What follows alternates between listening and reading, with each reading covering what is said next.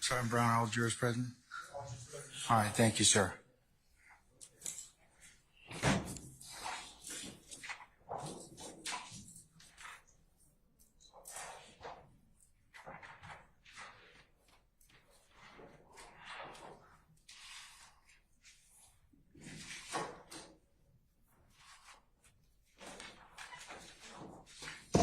All right, ladies and gentlemen of the jury, good morning. Good morning.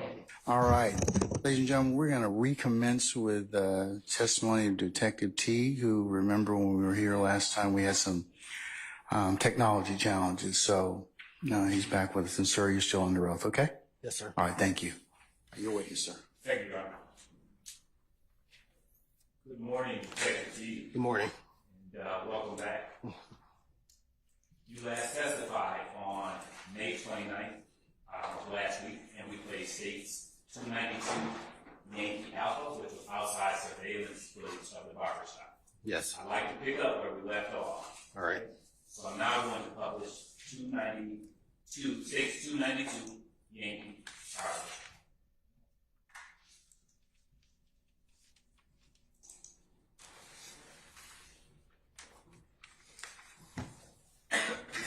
And Detective T, what location is captured in the surveillance footage in States 292 Yankee Charlie? The inside of the barbershop.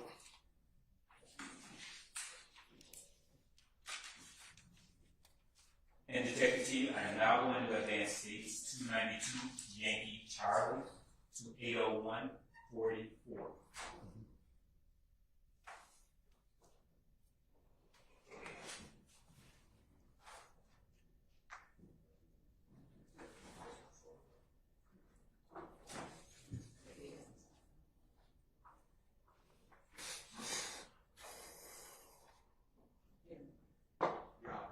Sir. Ask a question. I don't have in my notes this exhibit's been admitted. I'm not saying that that's accurate. Somebody verify that.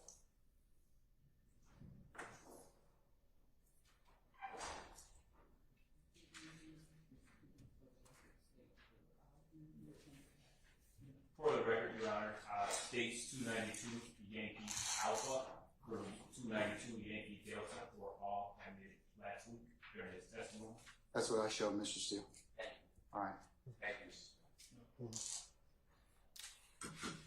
Detective T, do you see a person in this frame wearing a black shirt with white letters reading Street Cut Us? Yes. And do you know this person? He's the owner of the barbershop. How do you know him? When I had to meet with him to pull the video, and while I was pulling the video, he and I were talking for duration when the video was pulling. I am now going to advance States 292 Yankee Charlie to 807-58. Sorry, 807. 807-58.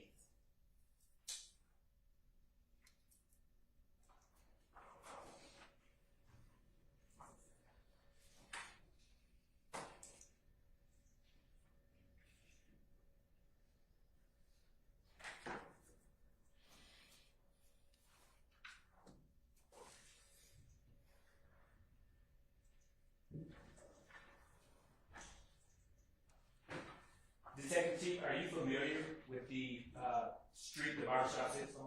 Yes. And what street is that? McDaniel Street. Detective T, can you orient the jury as to the area depicted in States 292 Yankee Charlie, the area that's depicted at 807-58? Inside the barbershop, looking at the front door of the barbershop. I'm sorry, can you repeat that? Inside the barbershop, looking at the front door of the barbershop. And does that door face McDaniel Street? Yes, it does.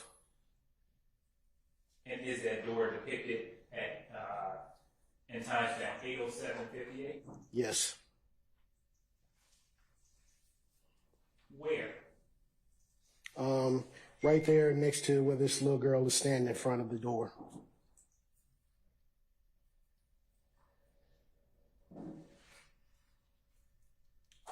I want to advance States 292 Yankee Charlie to 808-21.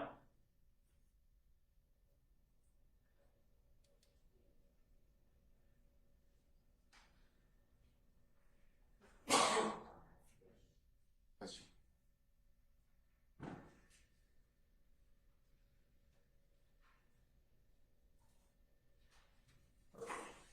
Detective T, can you tell the jury what the actual time is depicted in the surveillance footage based on your personal observation on the scene?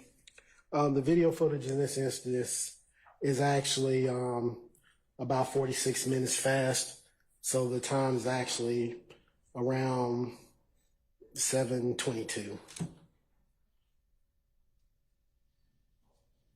And Ms. Love, can you continue playing?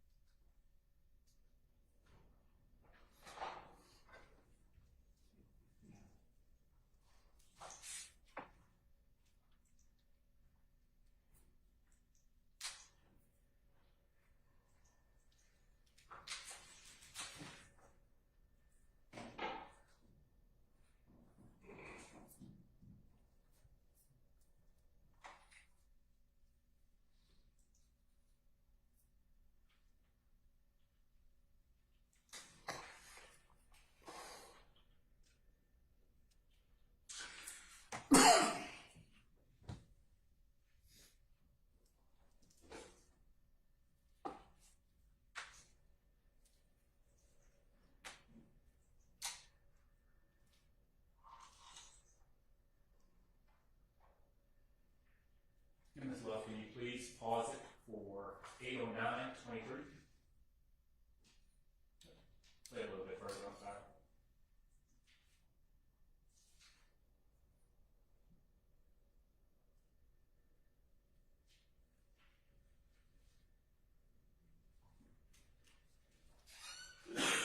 Please pause.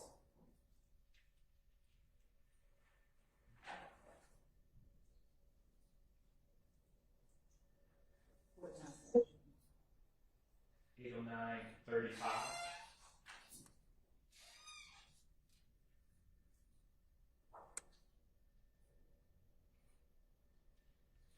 Detective T, do you see someone inside the barbershop with a red jacket with the letters BGCMB displayed on the back? Yes. Do you know that person? No.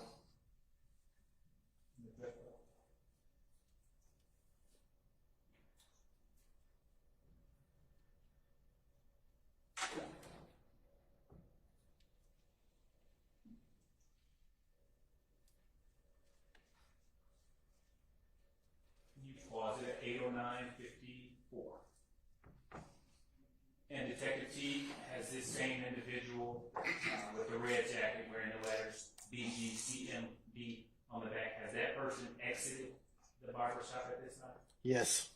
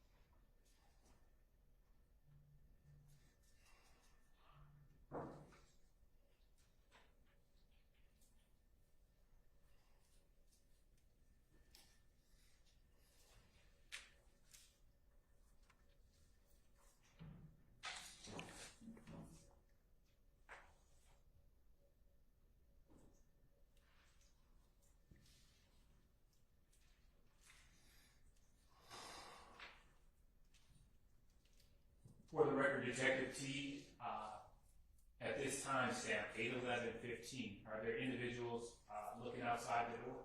Yes.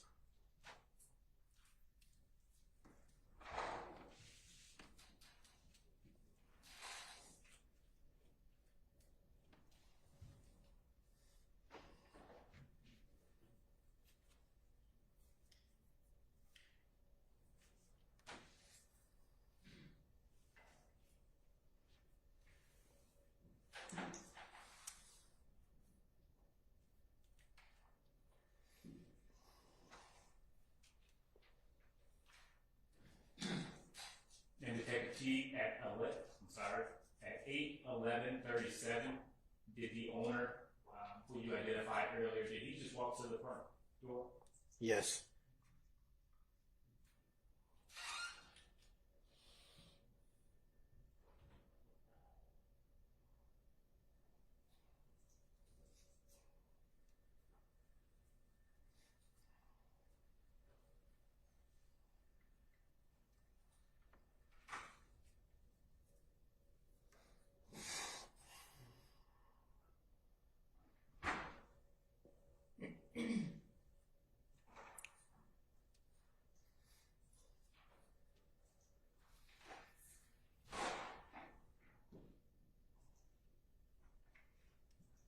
At timestamp 8/12/05, are there individuals leaving the barbershop, Detective T? Yes.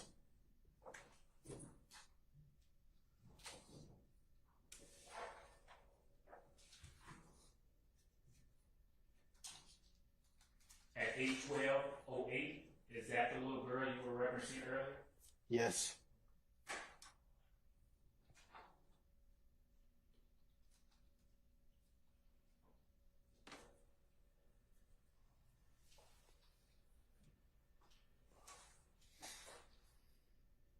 And at 8/12/14, is there another kid standing next to the little girl you pointed out earlier? Yes.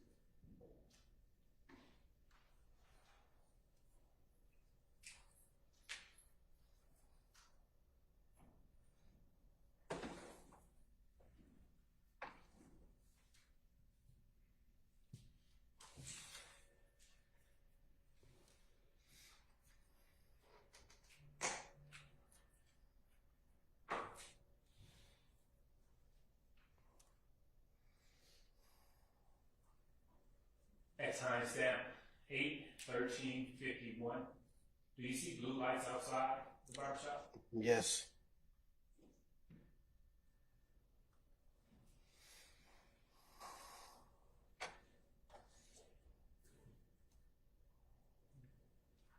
And are there still individuals within the barbershop at this time? Yes.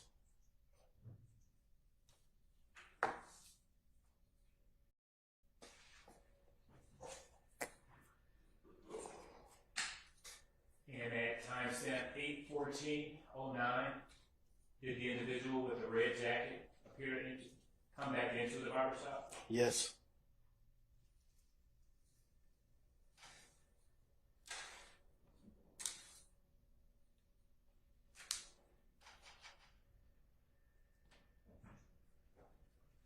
And is the person in the red jacket still in the barbershop at this time? Yes.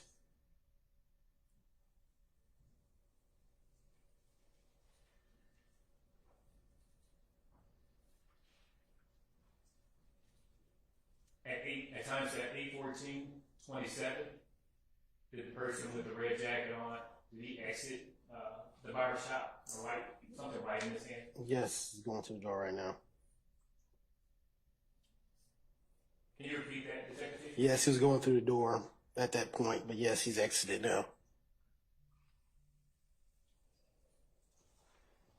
Did he appear to pause before he exited the front door? Yes.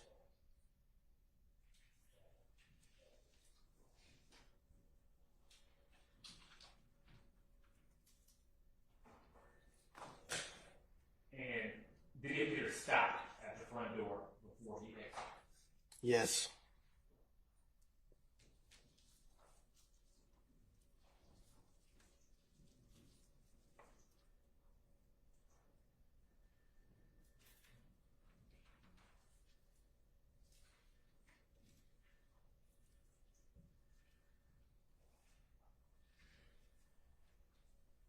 Detective T, did you just see the person with the red jacket leaning outside?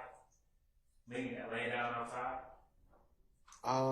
No, I didn't see that. Can you rewind that again? Sure. Ms. Love, can you please?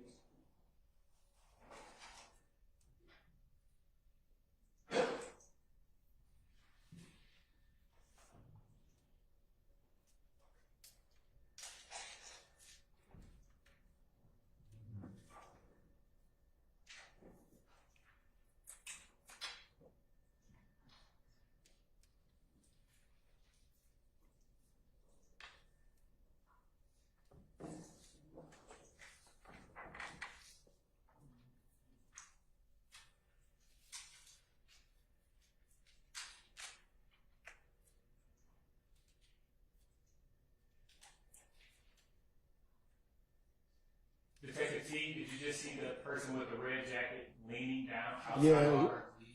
I stand the objection, Mr. Moore. Yeah, it looks like he's bending over.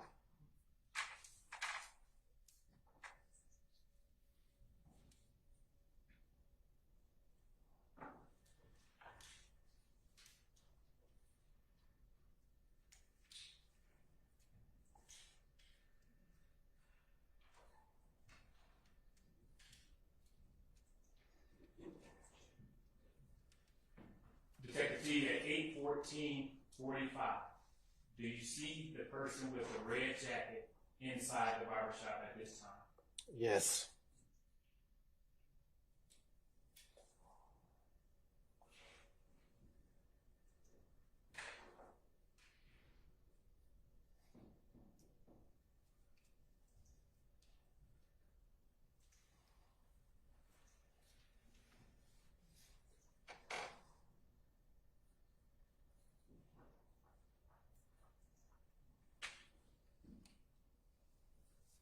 At times at 8:14:56, are there blue lights outside the barbershop? Yes. Okay. And is the person with the red jacket still inside the barbershop? Yes.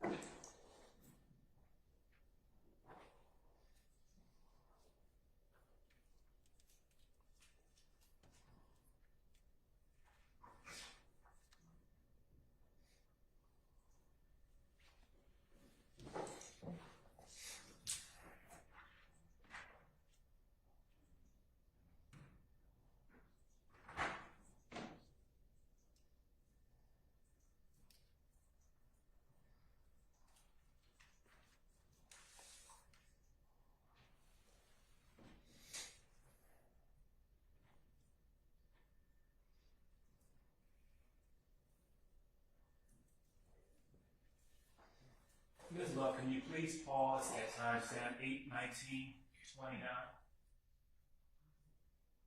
And can you, I'm now going to advance it to 8:31:22 for the record.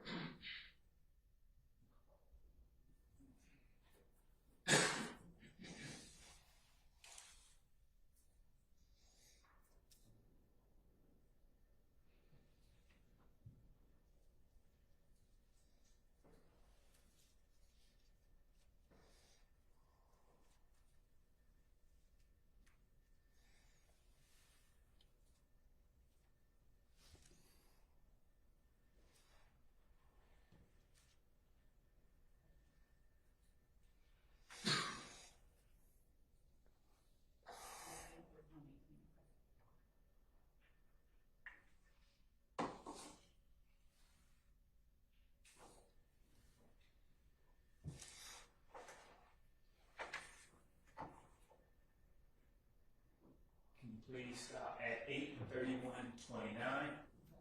Detective T, do you see an officer inside the barbershop at this time? Yes. Continue.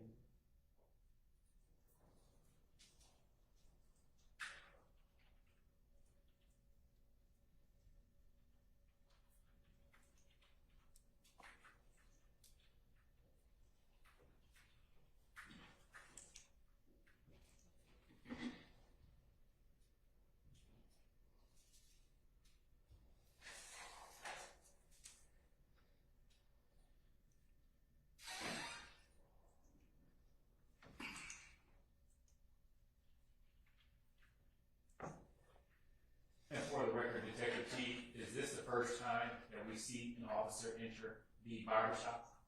Yes.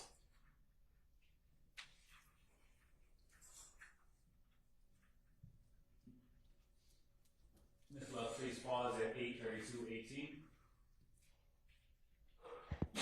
Detective T, do we see a second officer inside the barbershop? Yes. Where is he located? At the front door.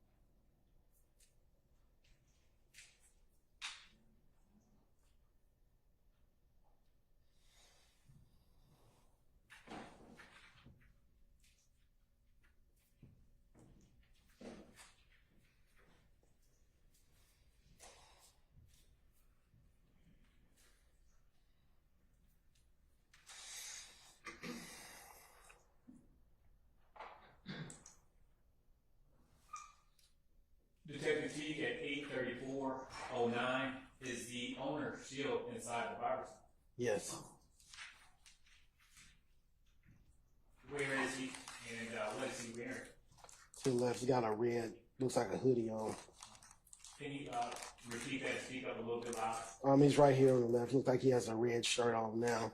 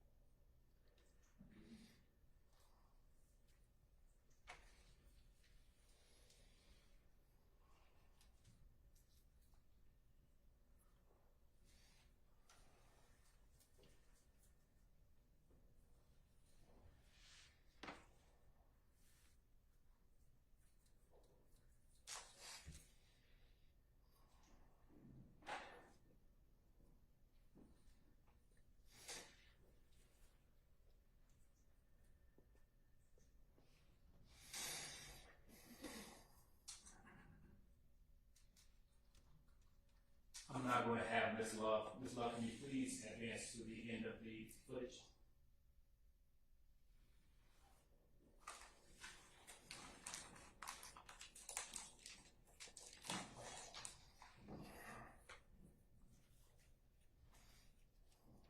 Actually, strike that. Just, can you play for an additional 30 seconds?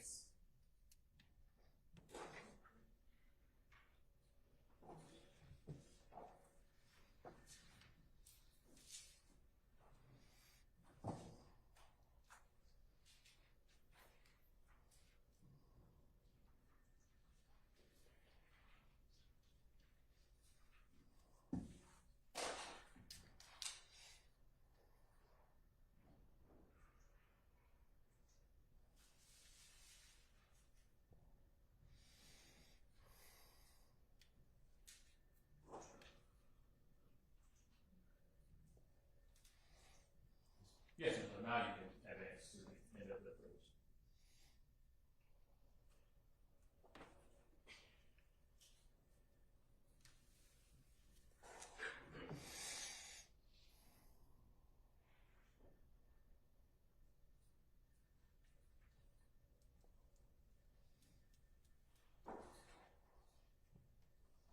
Detective G, at 8:43:57, are there officers inside the barbershop? Yes.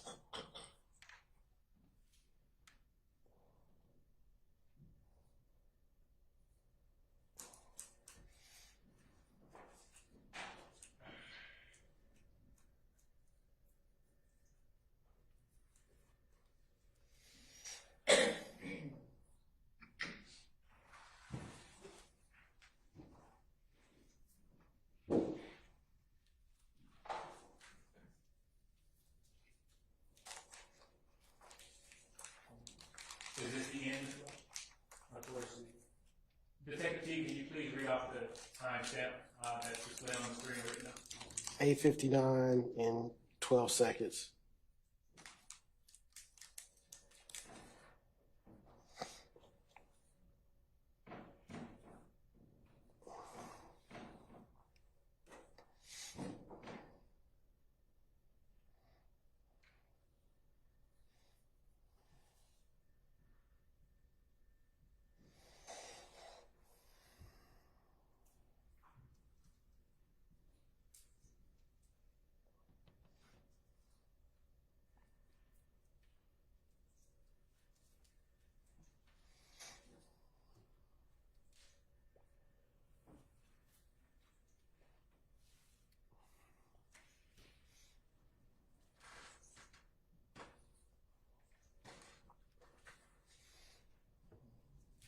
Detective T, does the footage stop at 8:59:59? Yes. Now I'm going to publish States 292 Yankee Bravo.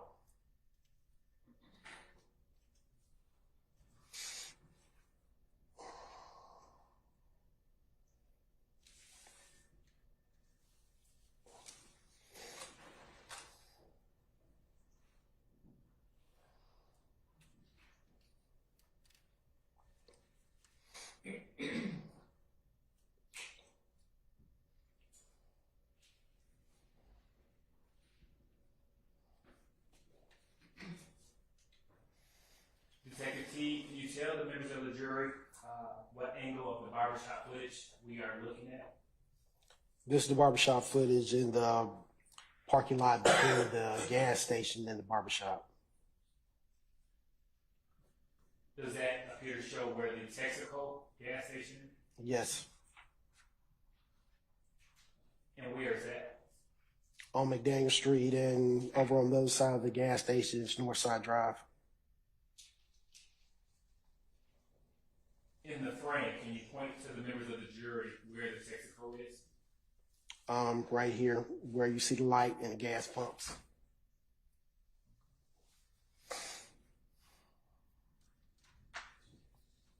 Is it where the mouse is? Yes. Ms. Love, please fast forward to the end of the footage.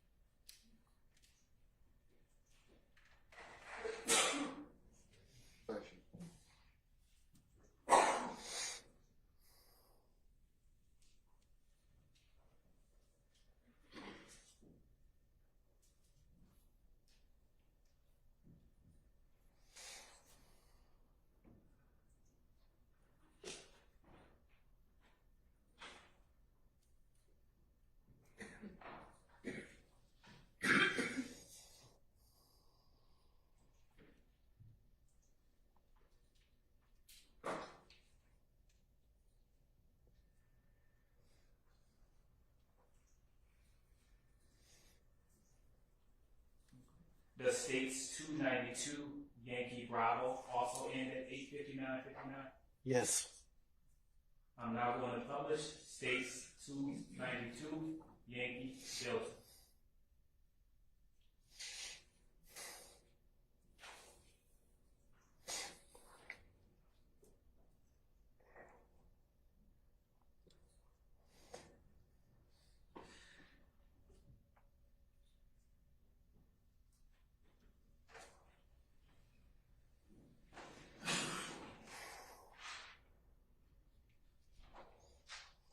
Detective T, what angle of the barbershop are we looking at here? The same parking lot, but looking out on McDaniel Street. Ms. Love, can you please fast forward, advance to?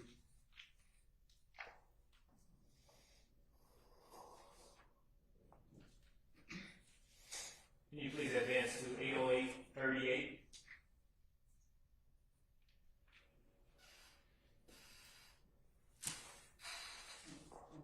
That's fine.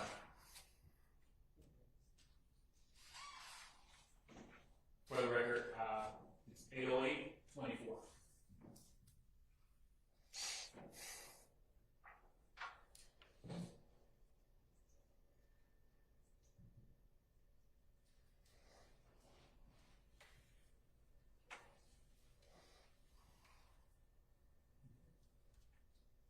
Please pause, Ms. Love.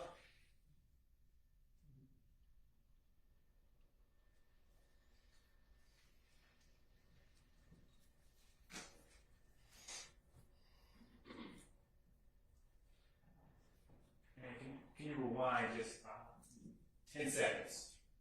Okay.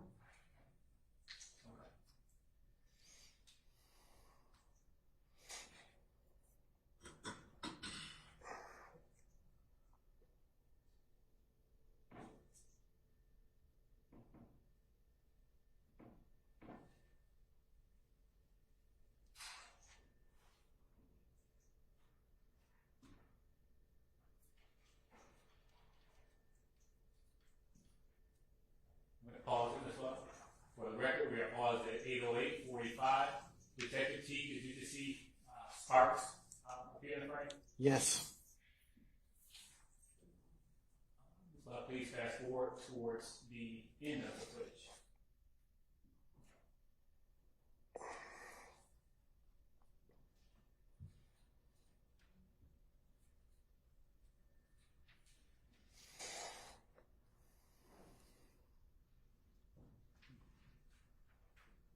Detective T at timestamp 8:13:48.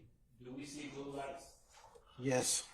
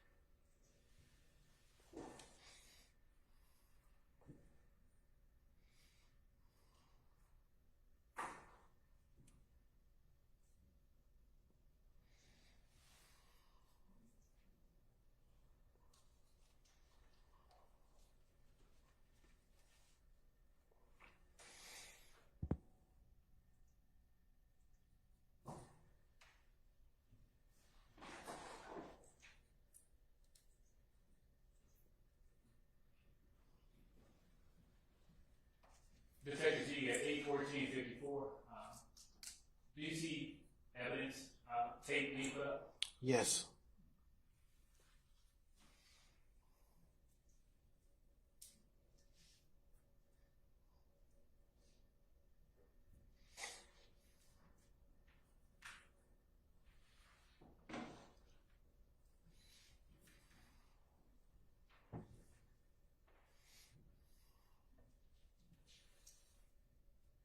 At timestamp 8:15:01.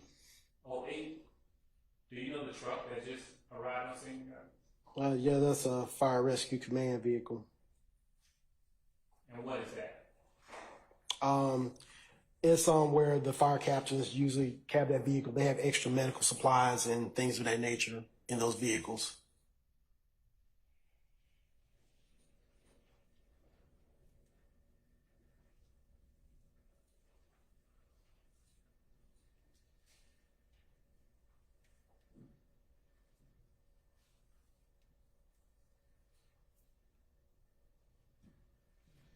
At 8:15:18, is there evidence? I'm sorry. Is there evidence tape across McDaniel?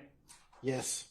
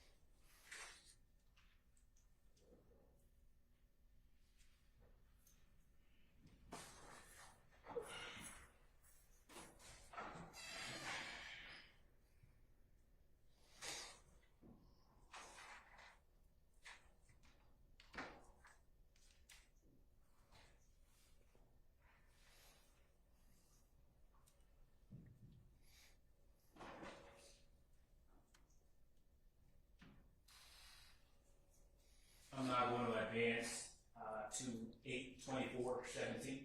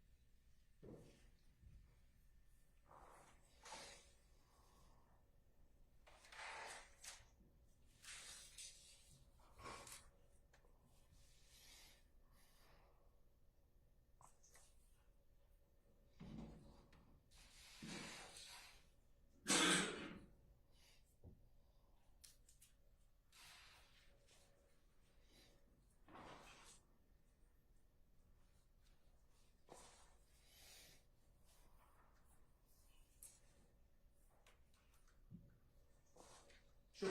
We'll get that from there.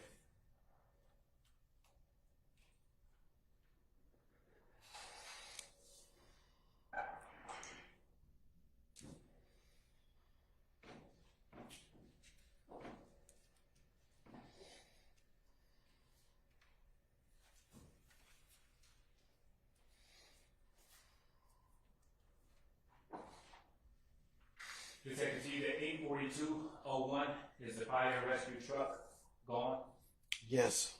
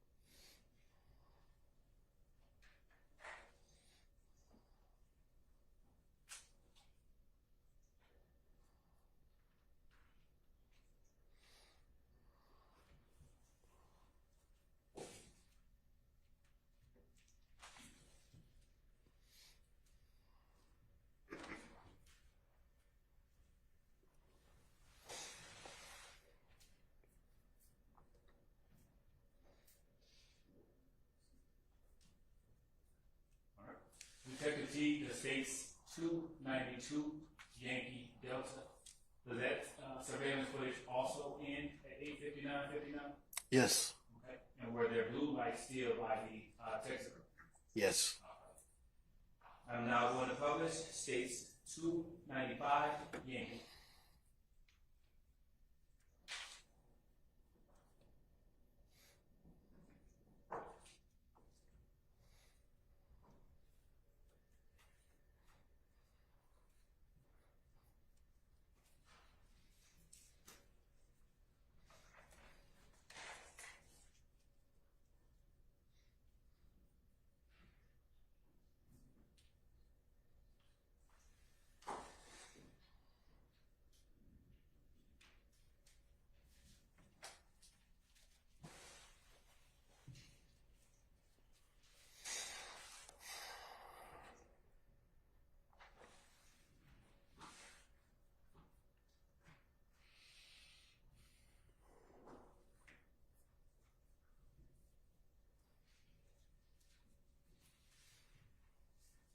Detective T, are you familiar with this system? Yes. And can you explain the system to the jury? The system, this is the system in the Texaco gas station. This is a GeoVision system. GeoVision system is actually one of the systems we trained on extensively when I went to specialized training in this. It's more of a, say, more robust kind of computer-based system as opposed to just a DVR. It's more in line with a video server. It's connected to the internet, so the time usually is 9 times out of 10 correct on GeoVision systems, and GeoVision systems are actually have a proprietary player that you have to download to play the video also. And what you're seeing right here, you're seeing the proprietary player as opposed to the other one where you were just seeing the video. This one has a timestamp to the bottom left, the date and time stamp on it. Does this surveillance footage have a different time stamp than the barbershop? Yes. And is there footage from 12 different cameras on this system? Yes. Okay. And can you tell the members of the jury what angle of the Texaco gas station we are looking at here? This is inside the store looking at the drink coolers. Okay. And what camera number is that? This is camera number 1.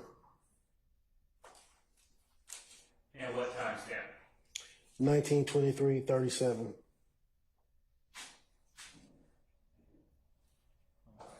Tell the members of the jury what camera are we looking at here? The camera 2. And what angle are we appearing at? We're looking at the front door of the business.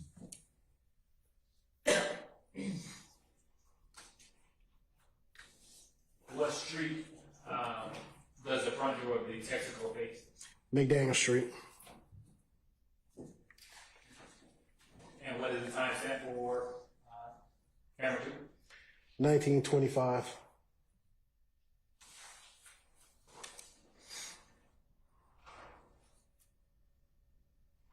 What camera are we looking at here? Camera 3. And what location does that depict? Different angle on the inside of the store looking at the drink coolers. And the time stamp for this? 1928.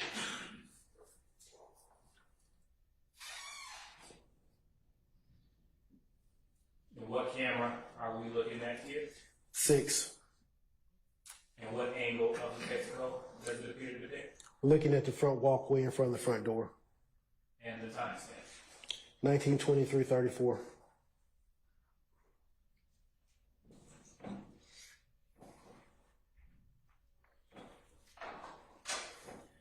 And what camera are we looking at here? The front counter. Is that inside the Texaco? Yes. And the time stamp? 1924:36.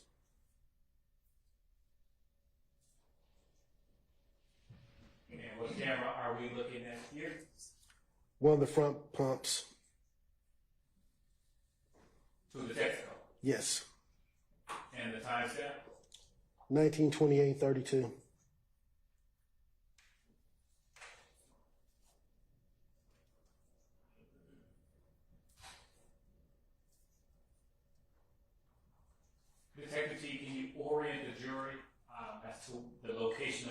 Barbershop from the Texaco at this angle?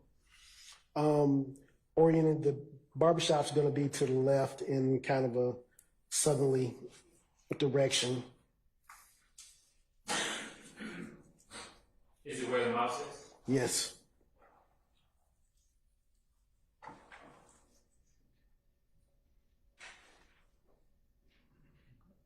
And what camera are we looking at here? Camera 11. And what is this? What angle of the Texaco does this display? So this is looking at a different set of pumps, but it's looking out toward the intersection of McDaniel Street and Northside Drive. And the timestamp for this camera? 1926-35.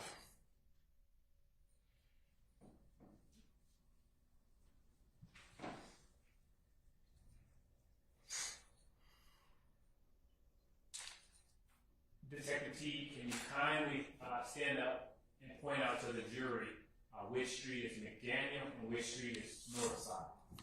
Do you have a pointer? This part.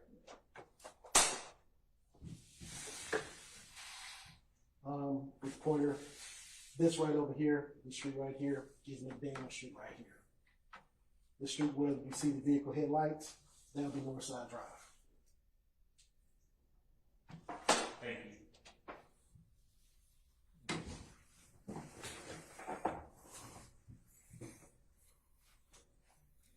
And what camera is the jury looking at here? Camera 12. And what does this depict? Another view inside the store looking over at the drink coolers. And the timestamp? 1925.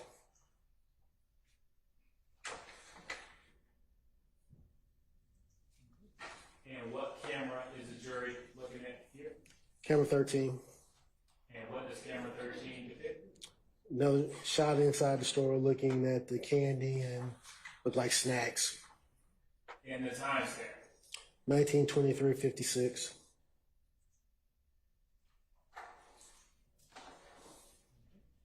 And what camera are we looking at here? Another angle looking at inside the store aisle looking at look like the grocery section and candy. And the timestamp for this camera?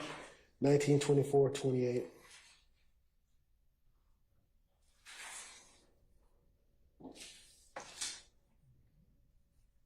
And what camera is the jury looking at here?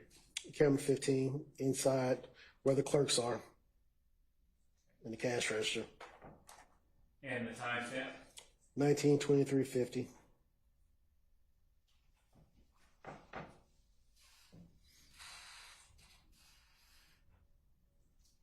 And what camera is the jury looking at here? Another angle up in the front of the store looking at the front door and the cash registers from the outside though. Detective T, what are video events? Video events are just segments of video that the system records. I'm going to go back to published.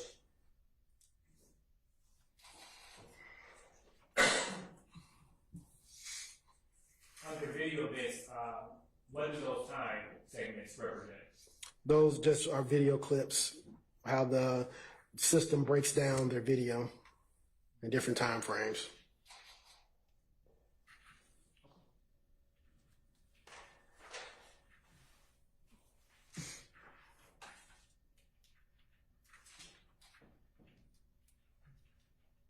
And are each of these time frames shown on each of the cameras that we've just seen previously?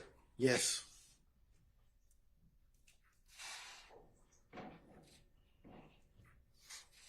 Can you now publish camera 10?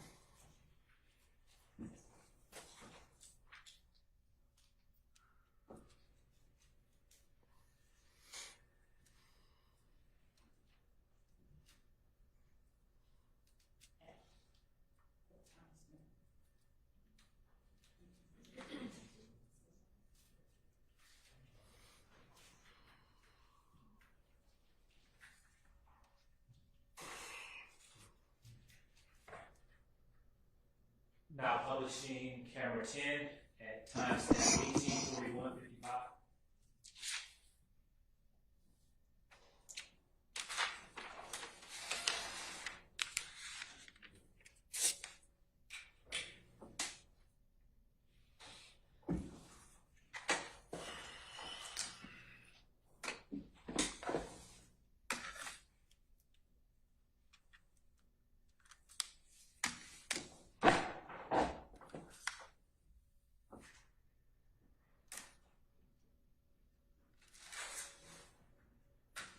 Okay, freeze it at 18:42. Well, Detective T, do you see a gray or silver car pull up to a gas pump? Yes.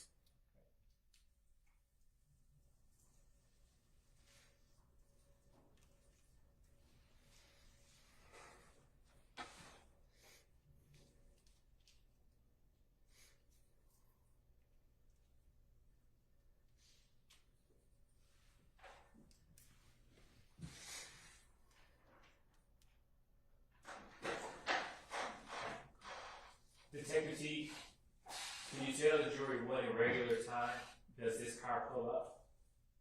1842. What is the, And regular time, 1842 is actually 6:42. and is that time different or the same from the barbershop? The timestamp is going to be different because this is actually correct time, whereas the barbershop footage is 46 minutes fast. Is that more accurate than the barbershop? Yes.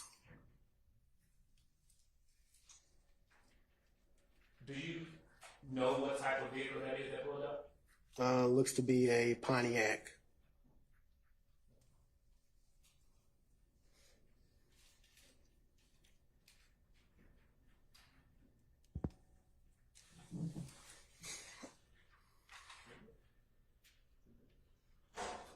Freezing at 18:42:20.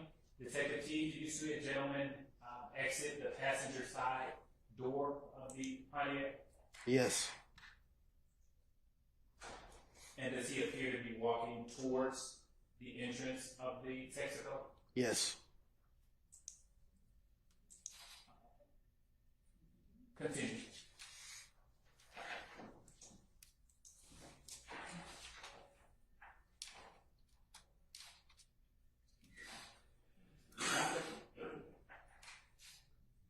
The gentleman, you stop in at 18:42:33.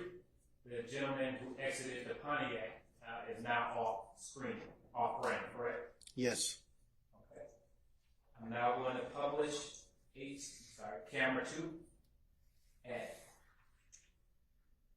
18:42:39.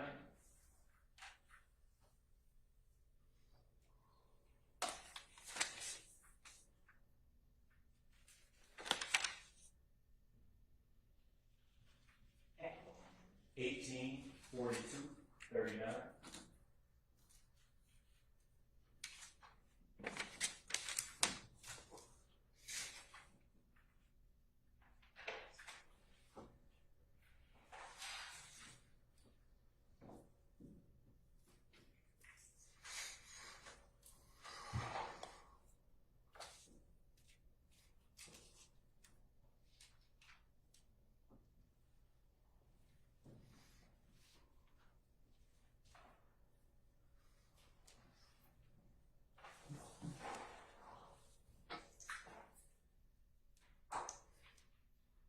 And we are starting at 18:42:37 for the record.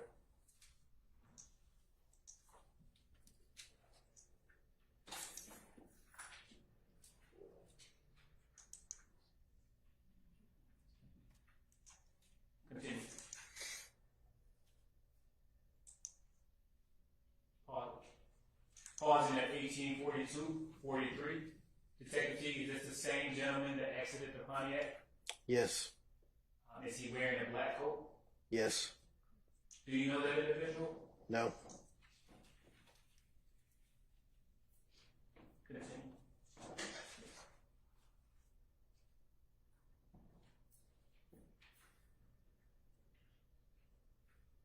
Stop.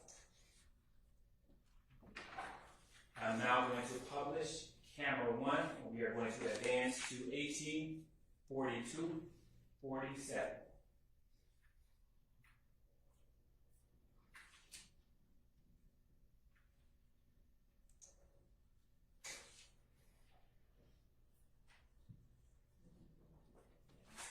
That's right.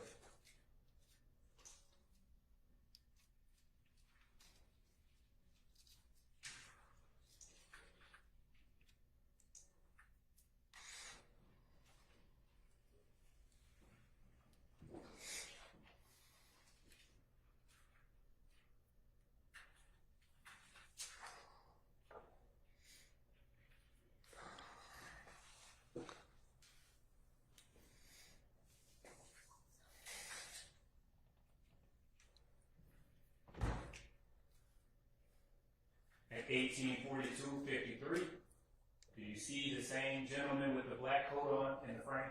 Yes.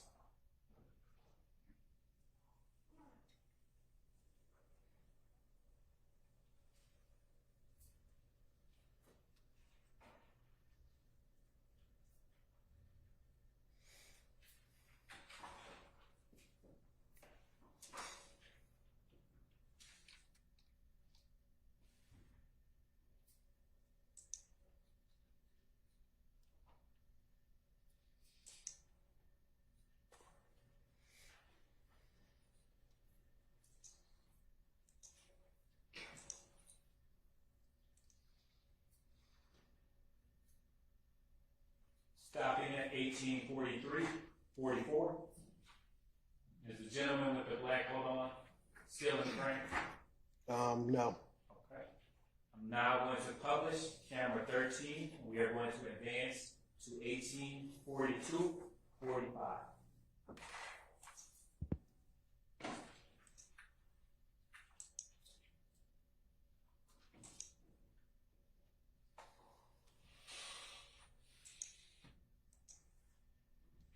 Your Honor, may I approach with a member of the defense? You may.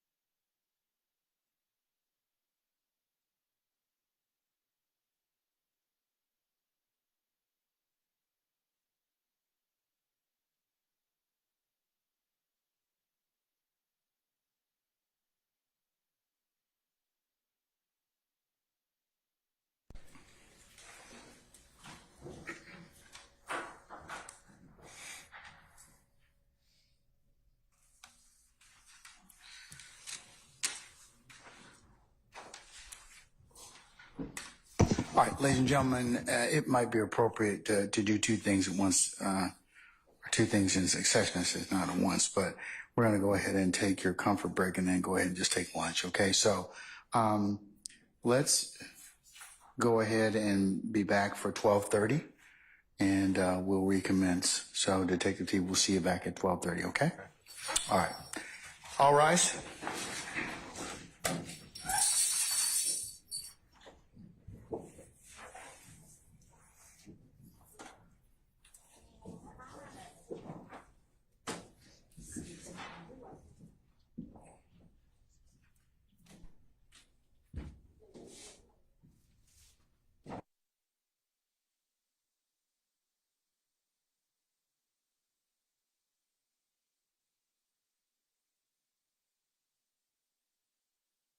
Ladies and gentlemen, please be seated. Our jury has left us.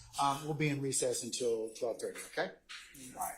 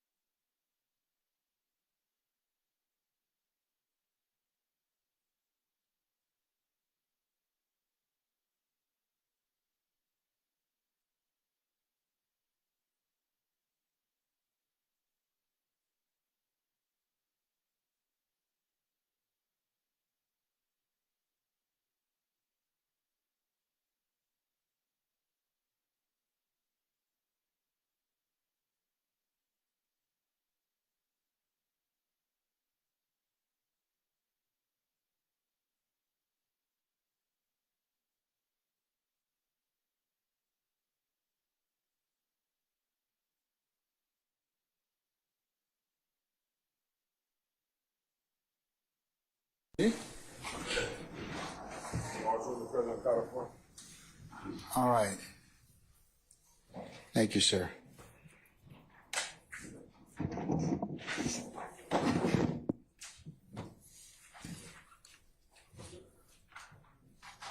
All right, Mr. Smith, you may continue, sir. Thank you, Your Honor. Right before the lunch, Detective T, we were publishing states 295 Yankee, and we were going to advance to 1842-45.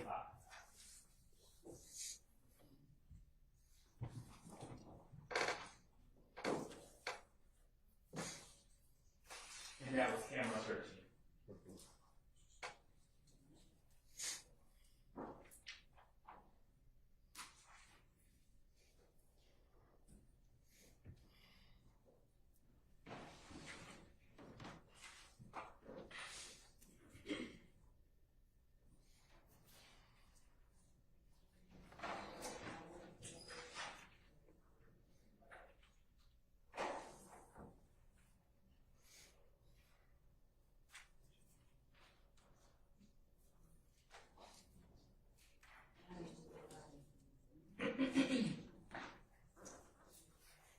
Can we get access to the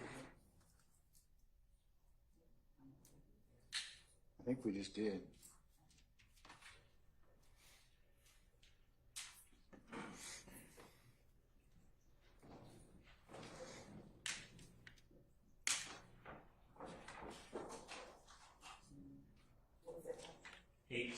What was it?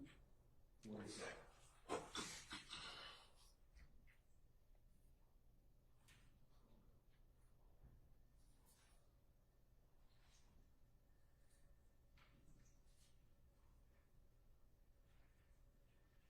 And Detective T, do you see the gentleman in the black coat inside the Texaco gas station? Yes.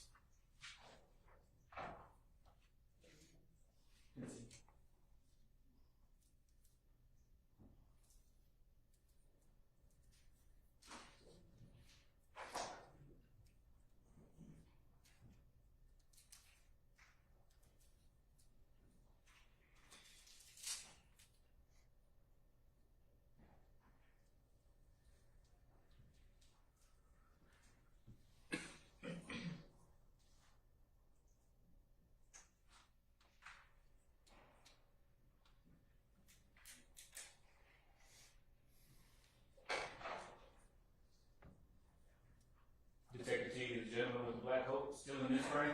Yes.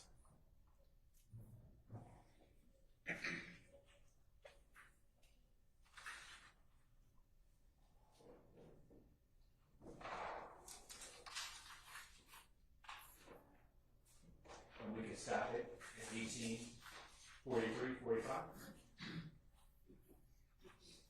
And let's now publish camera 2 and advance to 1843-40.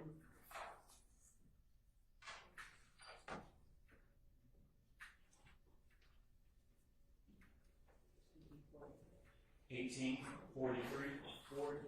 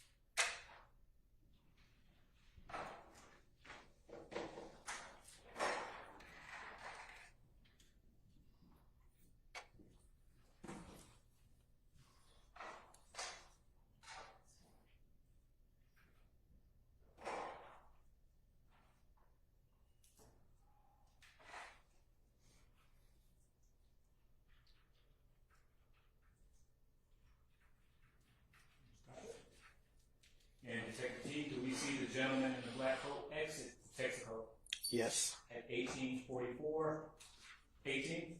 Yes. I'm now going to publish states 295 Yankee, camera 10, and we will advance to 1844, 23.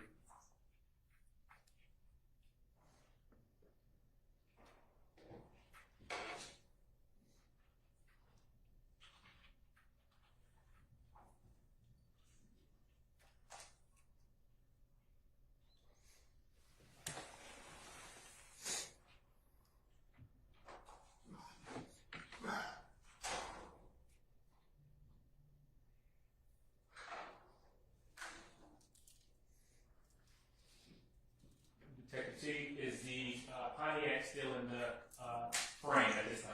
Yes.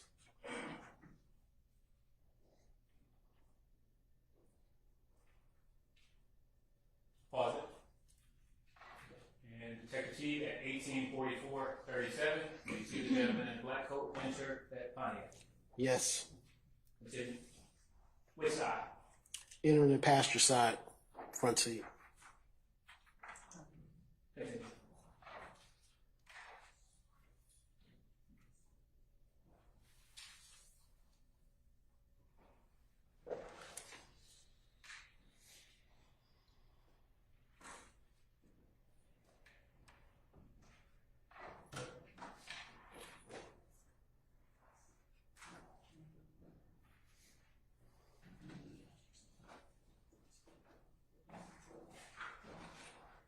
Can you play the 1848-22 video time event?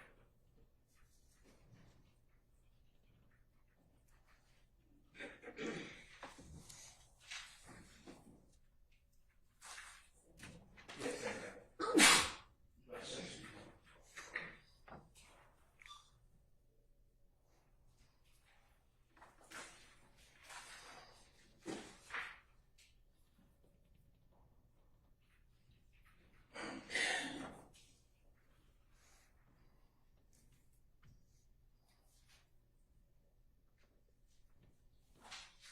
Is the Pontiac still in this frame, Detective T? Yes.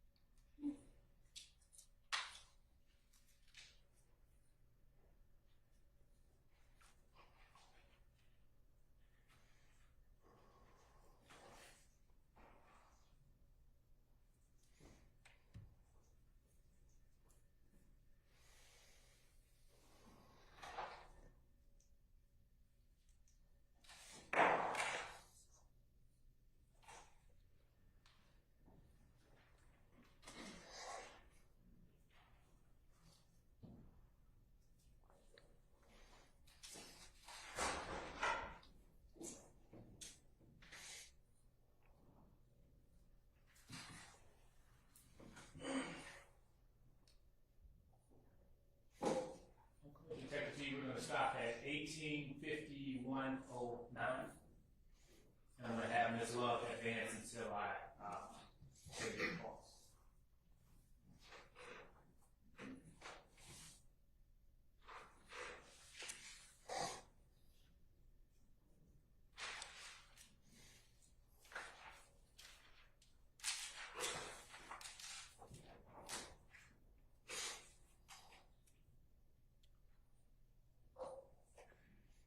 she's doing that, Detective T, why does the camera foot black out at times? It was the motion activated system for the outside.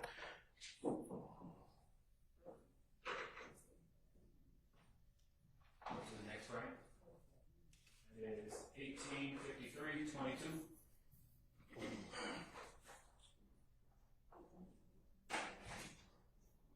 Correct, that's where that ends. So the next slide will be 18:58:22.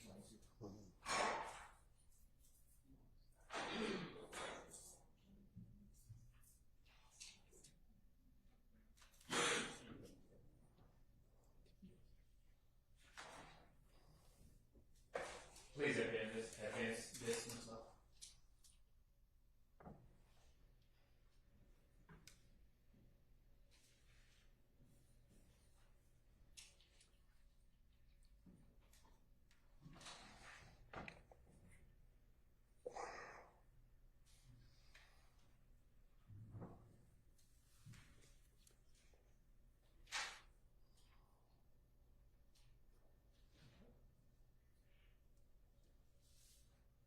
Please advance to the next video segment, which is 18:58:22.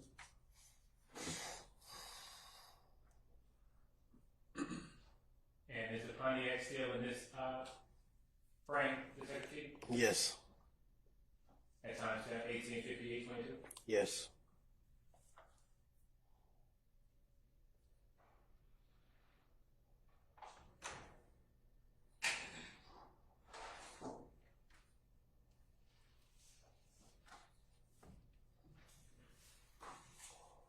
Please advance, Ms. Love.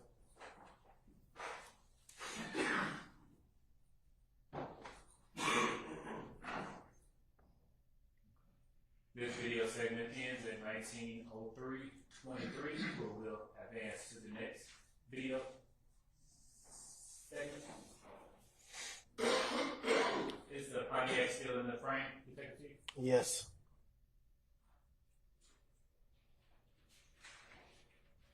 Start at 19:03:23. Is the Pontiac still in this frame, Detective T? Yes.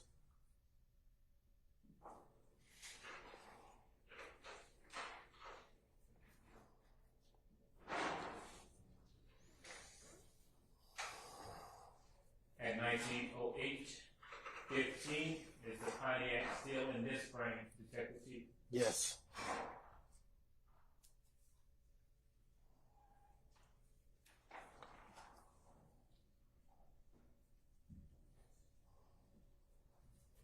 Ms. Love, please advance to the next video segment, which is 19:08:31.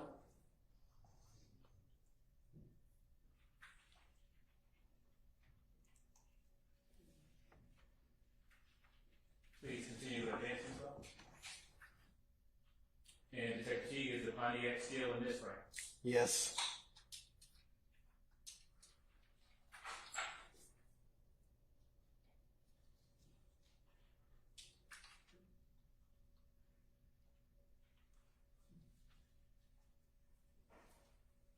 Okay.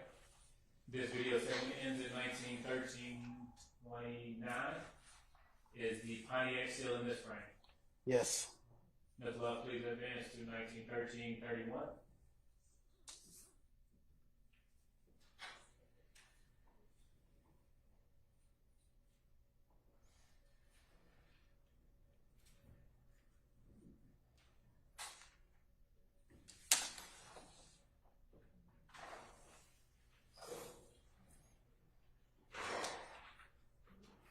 Wait right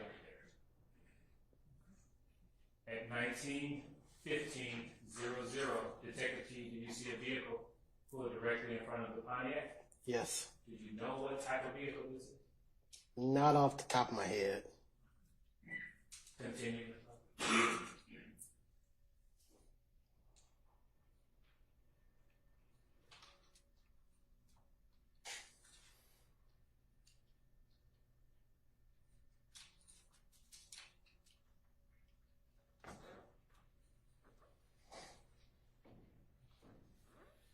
At 19:15:19, Detective T, do you see the gentleman with the black coat on exit the passenger side of the Pontiac vehicle that stopped in front of the Pontiac?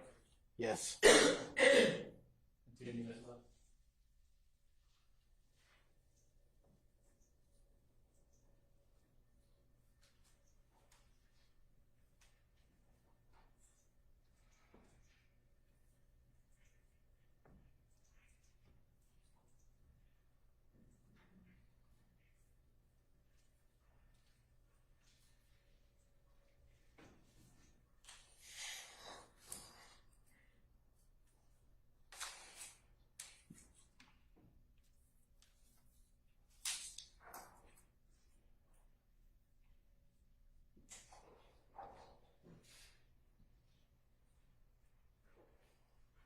At 19:15:53, do you see the person get out of the driver's seat? Basis. Oh, I'll sustain the objection. Okay.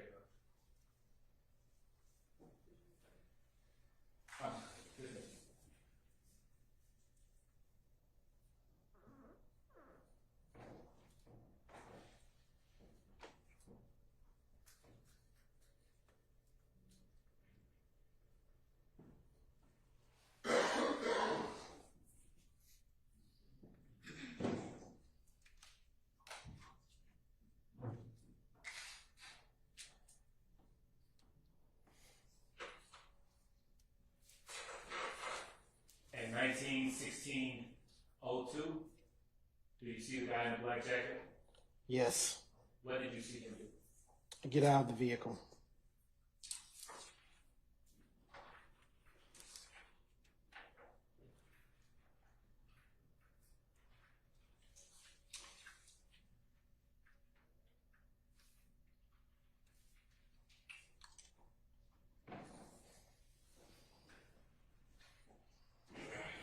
Detective T, do you still see the gentleman in the black jacket? Yes. What area of the vehicle is he? Where is he located? Depicted at in this frame. In the driver's side door. And what time stamp is that? 19:16:06. What actual time is that? 7:16 p.m.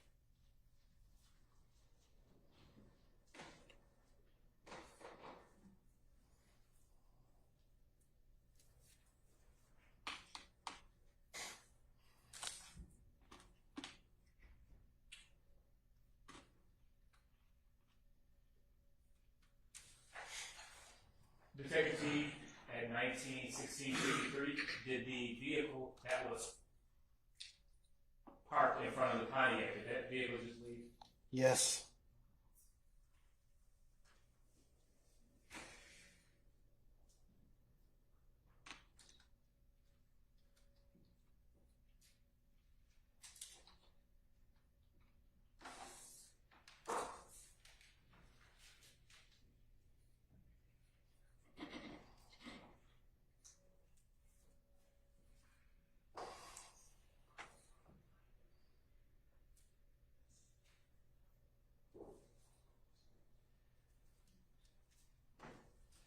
In 19:17:20, do you see the gentleman in the black coat re-enter into this frame?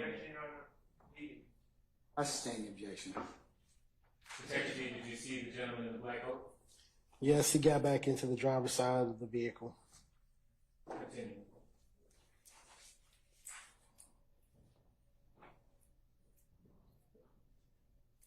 At 19:17:27, do you see the Pontiac pull out of the gas station? Yes.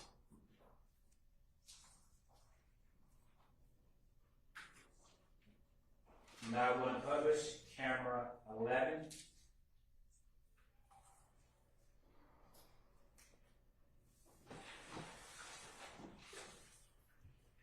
And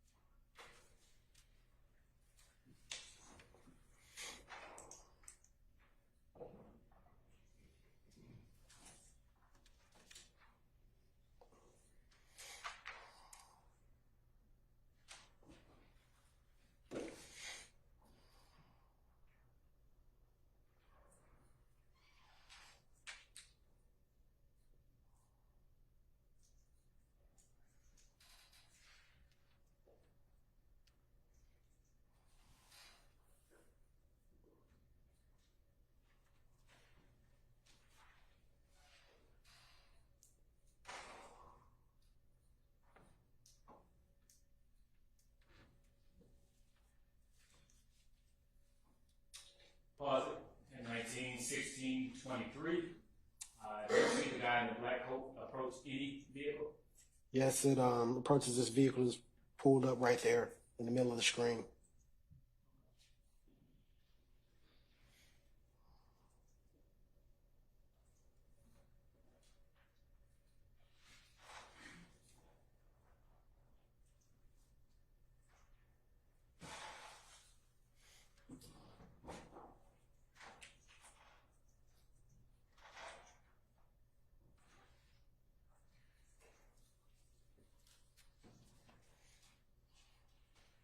Continuing.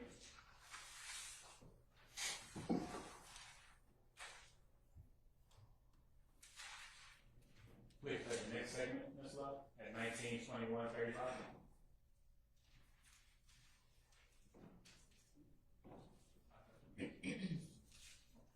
For the record, we're continuing in 1916, 57, 58, and counting.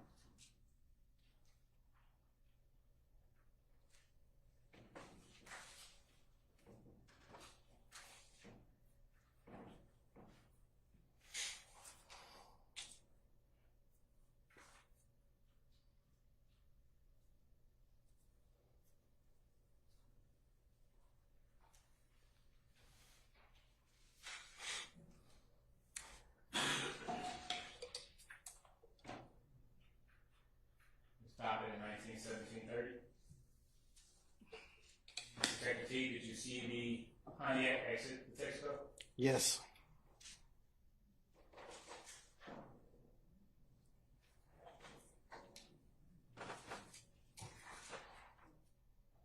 We are now going to publish. You can exit that. And the state will now publish states 296Y.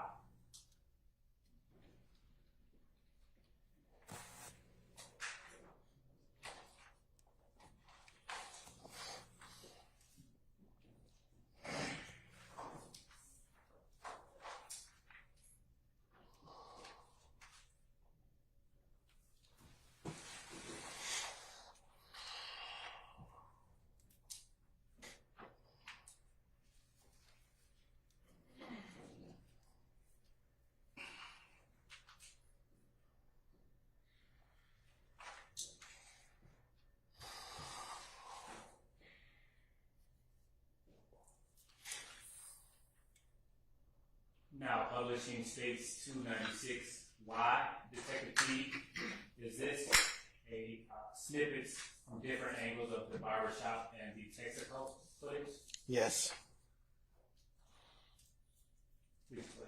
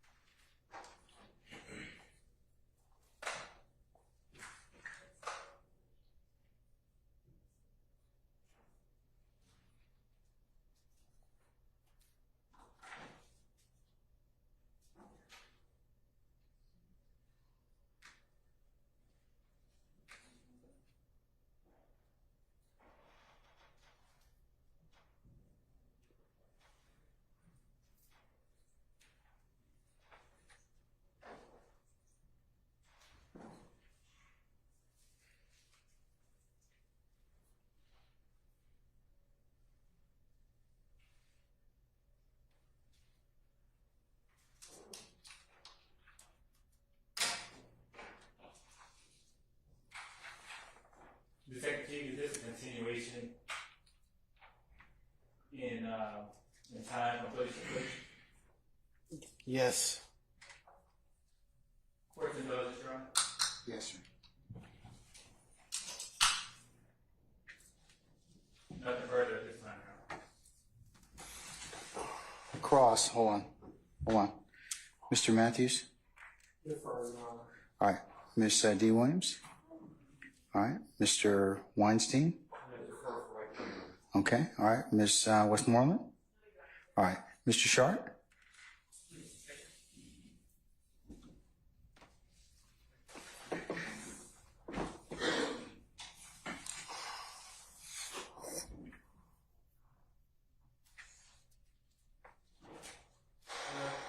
I have a brief indulgence just to ask a stated question. Yes.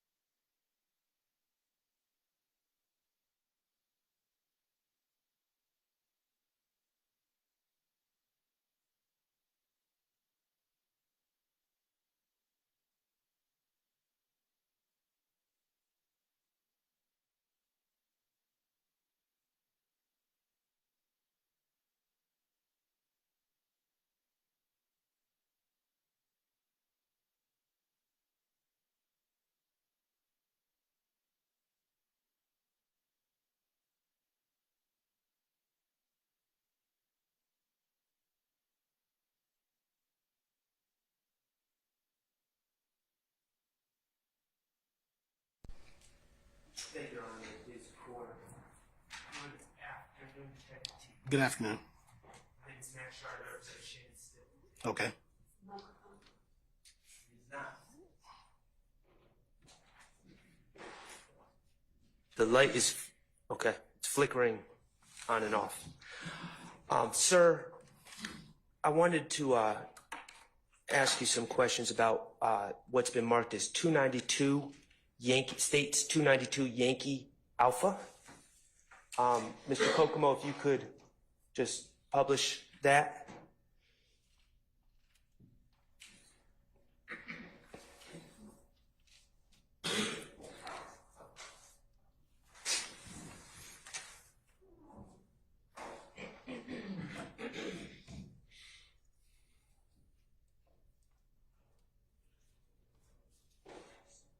Okay. Go ahead. Okay. And pause it. Okay. Detective Teague, 292 Yankee Alpha is video that you retrieved on January 10th of 2015, correct? Or going into January 11th, 2015? Yeah, because it was, the barbershop was closed, so I had to go. Understood. Tuesday. Okay. And we've already established, I believe we've established that even though the video says 8 o'clock, as it appears to begin according to the camera at 8 o'clock p.m., that time is off a certain amount. Yes, it is. And could you remind me what that, It's like about 46 minutes fast. okay, approximately 46 minutes fast. Like, so just so we're all on the same page ahead of where it should be. Okay. And is it fair to say that all the cameras from this system, from the cameras on that barbershop, are linked in time with each other? Yes. So they're all 46 minutes fast? Yes. Okay. Now, I'm noticing that this video begins at 8 o'clock p.m. Yes. Did you collect any videotape prior to this video saying 8 o'clock p.m. In real time, it would be 46 minutes before that? No. Okay. Were you asked by Detective Thorpe to collect any video that would have been prior to this time from these video cameras? No. Okay. If you had been asked to do so, would you have collected those videos? Yes. Were those videos available to your knowledge? They were available. Okay. Now, this begins at 8 o'clock p.m. according to this camera, I guess 7:14 p.m. Yes. Okay, in Eastern Standard Time. Yes. Now, you don't know Donovan Thomas. No. Okay, and you have not identified Donovan Thomas in any videos, correct? No. Okay, but you have identified a man in a camouflage jacket, correct? They pointed out, yeah, he was walking around out there. Right. And as we look right here, do you see the gentleman with, it appears to be some sort of white headscarf at the bottom of the screen? Yes. Is that eventually the same gentleman that is wearing the camouflage? I believe so. If we could play it. Mr. Kokomo, could you just play this for maybe a minute or two, just so we could determine that? And if you could, there you go.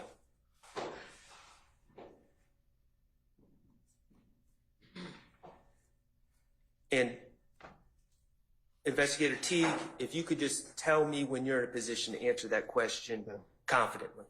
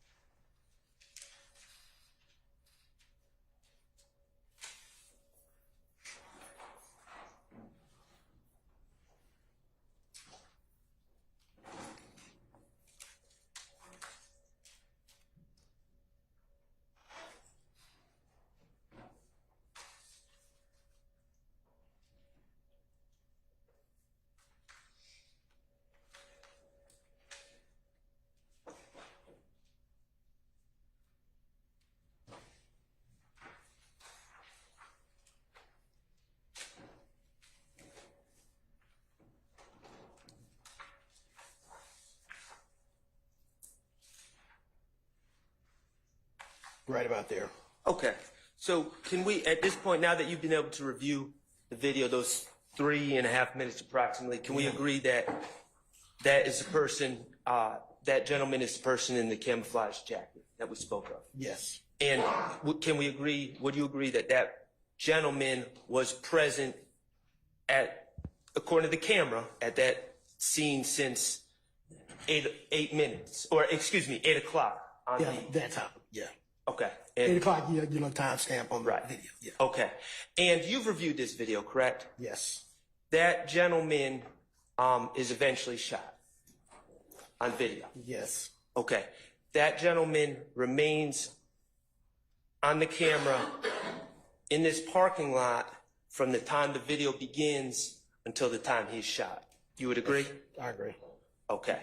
And we don't have the video from, and you would agree that the time of the shooting on the video is approximately 8:08:37?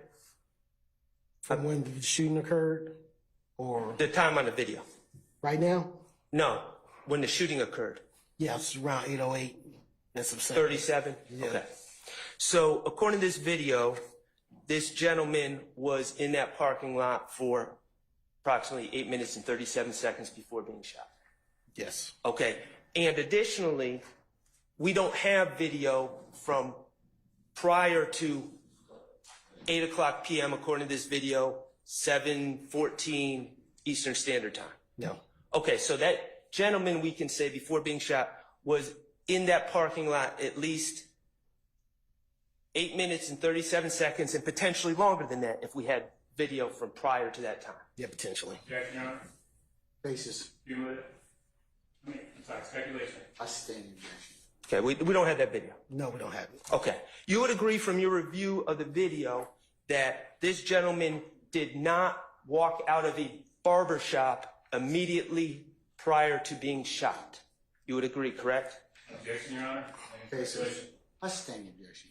According to the video that you've reviewed, you would agree that this gentleman did not walk out of a barbershop immediately prior to being shot, according to the video. Your Honor.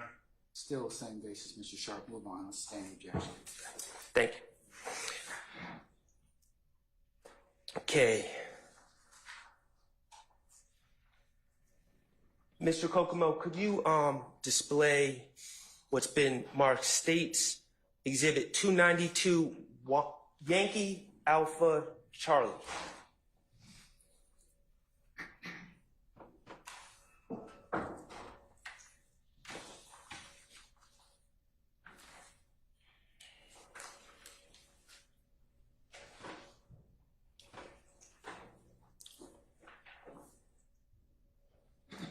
You can display.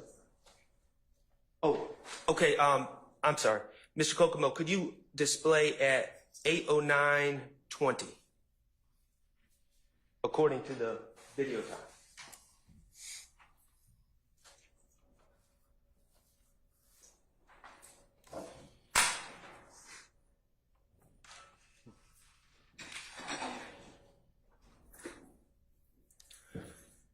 Okay.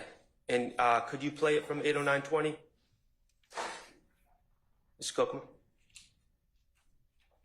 Thank you, sir. Okay. Pause it. Okay, at 8:09:27, you were asked about a gentleman in a red jacket on direct, correct? Yes. Okay, and you were asked about the color of his jacket, correct? Yes. Were you asked any other questions about him? About the lettering they had on the back of the jacket. Lettering. What about what's in his hand? Looks to be a long gun. A what? A long gun. When you say long gun, what does that mean? Rifle. What kind of rifle? Assault rifle? I don't like the term assault rifle, just Objection, Your Honor. Basis. I sustain the objection. Okay. At 8:09:30, do you see that what you've determined to be a rifle in that gentleman's hands? yes. Okay. Were you asked about that on direct? Objection, Your Honor. Basis. Relevant. I sustain the objection. Do you know who this gentleman is? No. Okay.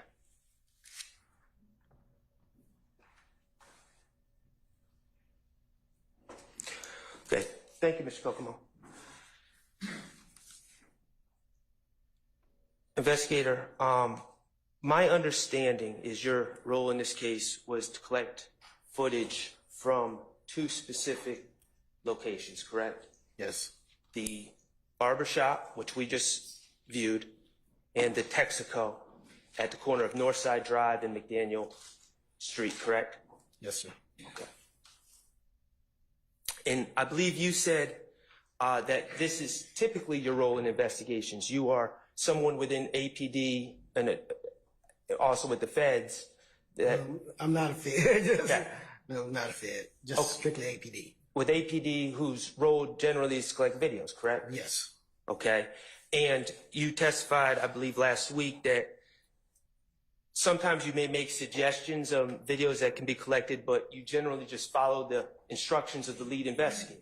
Yes. And the lead investigator in this case is Investigator Thorpe, correct? Yes. And you followed the instructions of Investigator Thorpe, correct? Yes, it is. Okay. let's talk about cameras in Atlanta. I want to clarify some things from last week. Okay. In Atlanta, and I guess any other city or rural area for that matter, businesses may have cameras, correct? Yes. Also, individual residences, houses may have cameras if they want, Yes. okay? And those cameras, if they're operational, the recordings are something that you're able to obtain, correct? Yes. Okay, and sometimes law enforcement can ask the owner of the camera if they can have the footage from the person's camera, correct? Yes. Or the business's camera. Yes. And other times, if the owner of the camera is not cooperative, you can use search warrants and different subpoenas to obtain camera footage, correct? Yes. Okay. In addition to individuals having cameras, you talked about a VIC camera system. Yes. And that's something in Atlanta, correct? Yes. And that's been in Atlanta since 2007? I think so. I think that's around the time of it was initiated. Okay, and remind me, what does VIC, is VIC? Yes, VIC stands for Video Integration Center. Okay.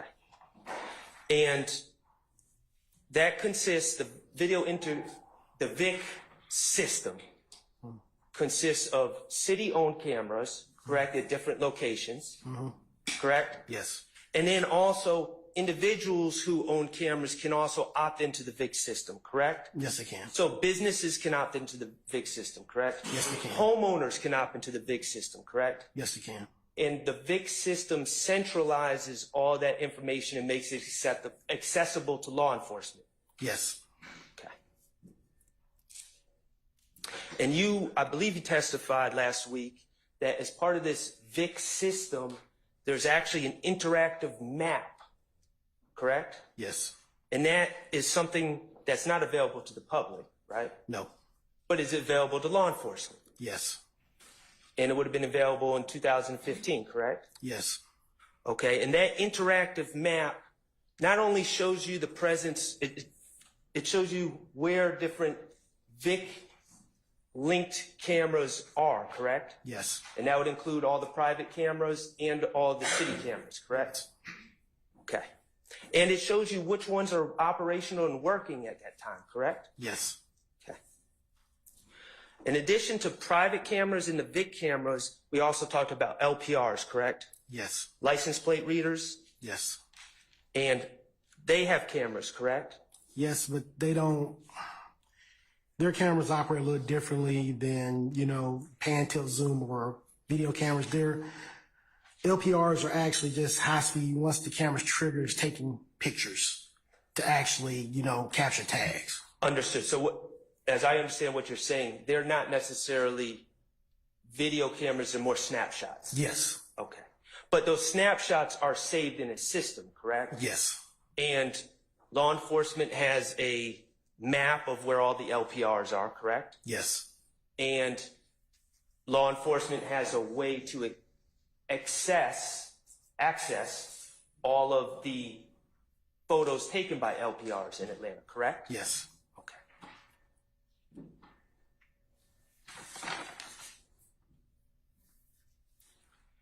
Okay.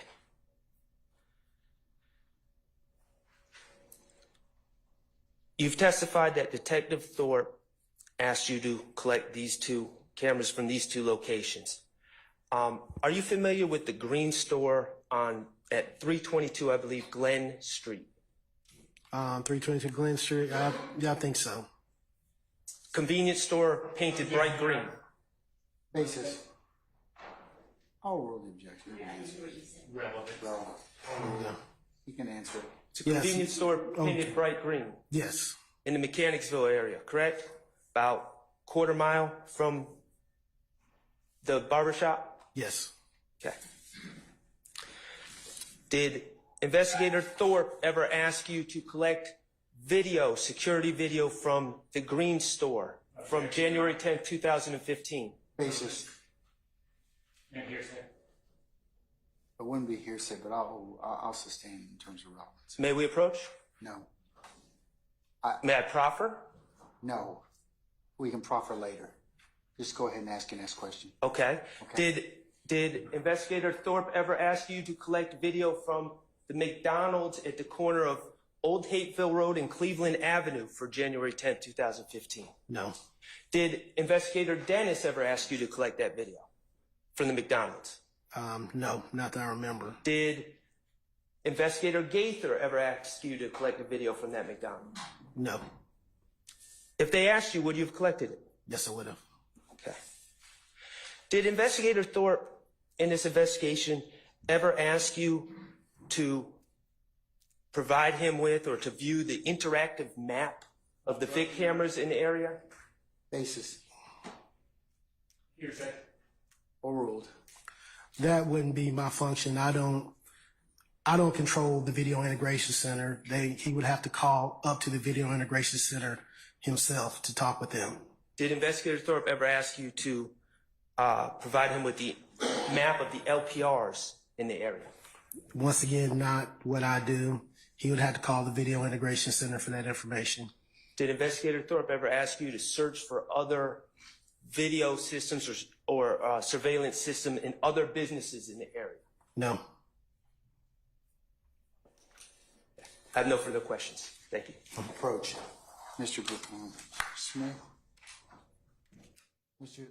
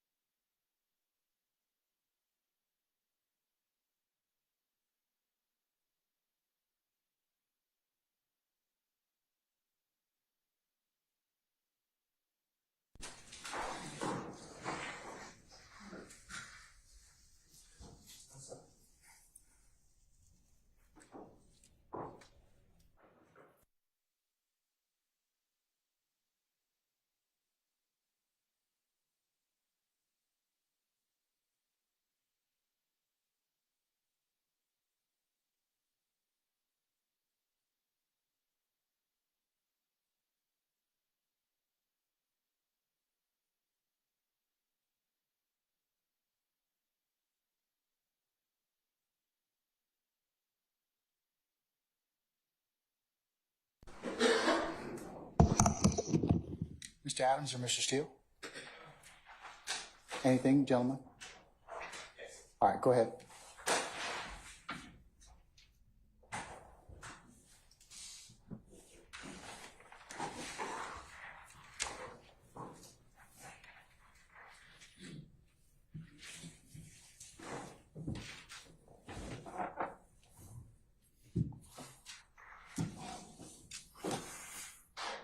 Hello, sir. Good. How you doing, sir? Good. How you feeling? Good. May I ask you a couple questions? Sure. Okay. Um,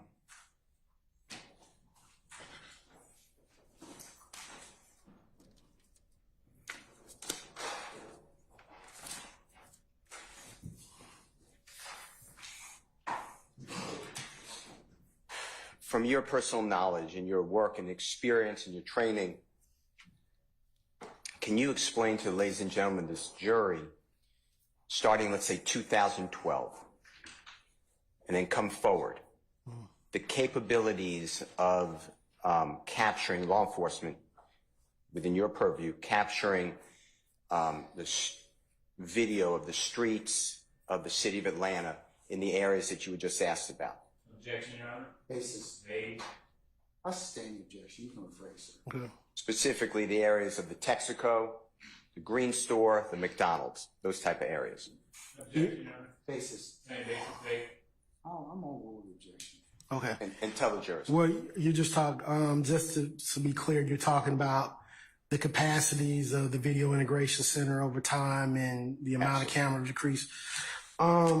Basically, since the inception of the program, the cameras have expanded exponentially. I mean, they're constantly installing cameras, constantly getting more citizen buy-in, and constantly more integration with local governments and state and county agencies. In the beginning, pretty much like I said, it was pretty much city cameras and a few privately owned cameras in certain areas.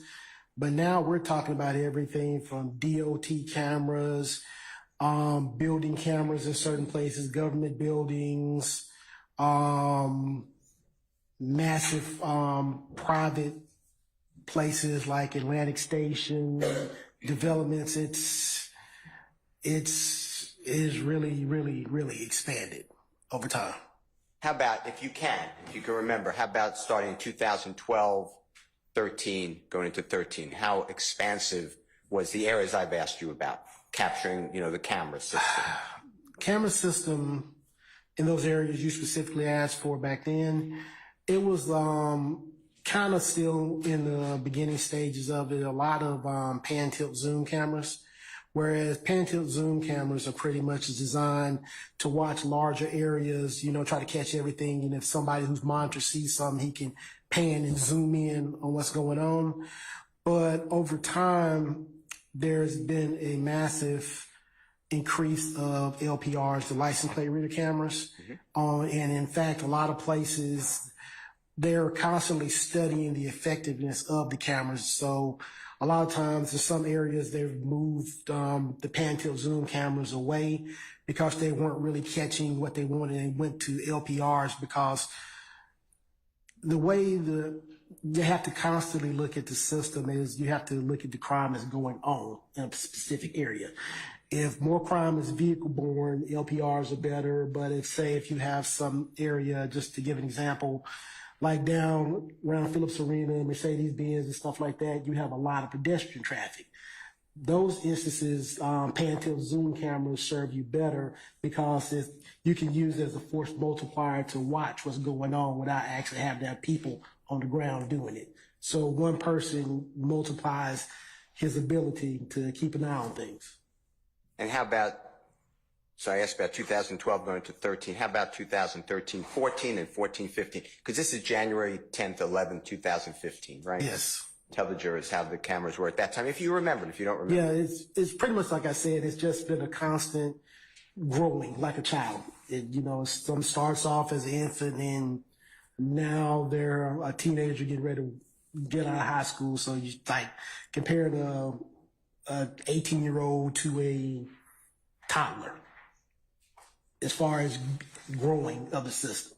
And it started in approximately 2008, 2009. Is that what you testified to? 2000, but I remember initial meetings of it goes even back further. 2005. Just meetings and talking and discussing. Pretty much, to give an example, a lot of the stuff is patterned after London.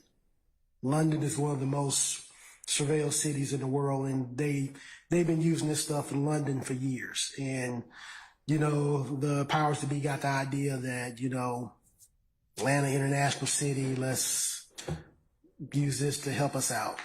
Okay.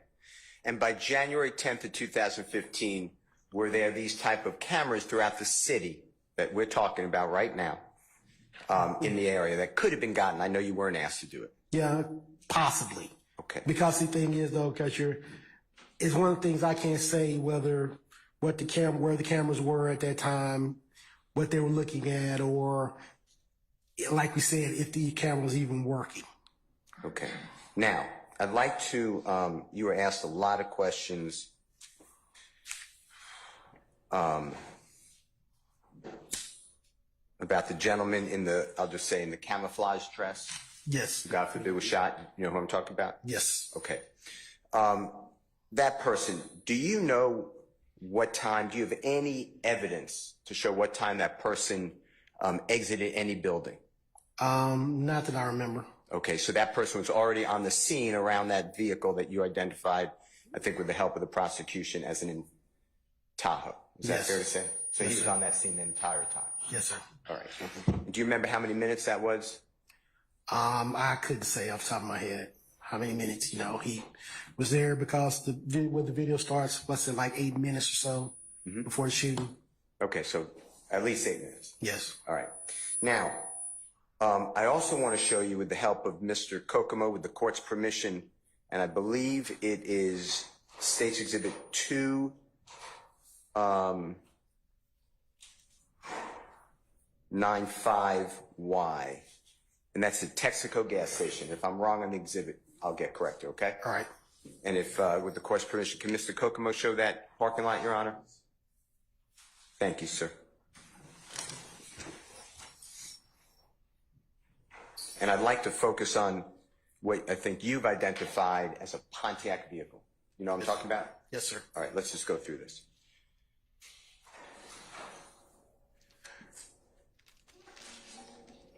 Do you know whether the images can be zoomed in on? You play with the player. Yes, you can. Okay, thank you.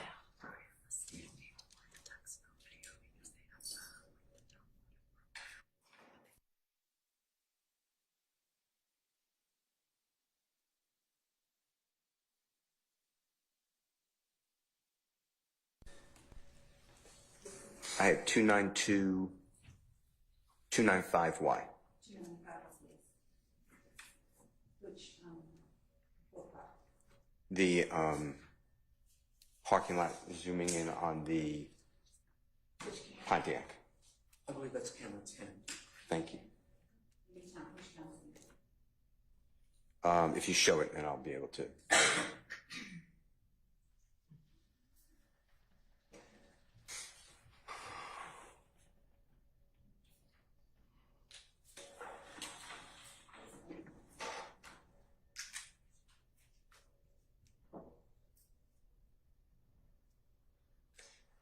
If you can get it to the Pontiac being there, that would be helpful.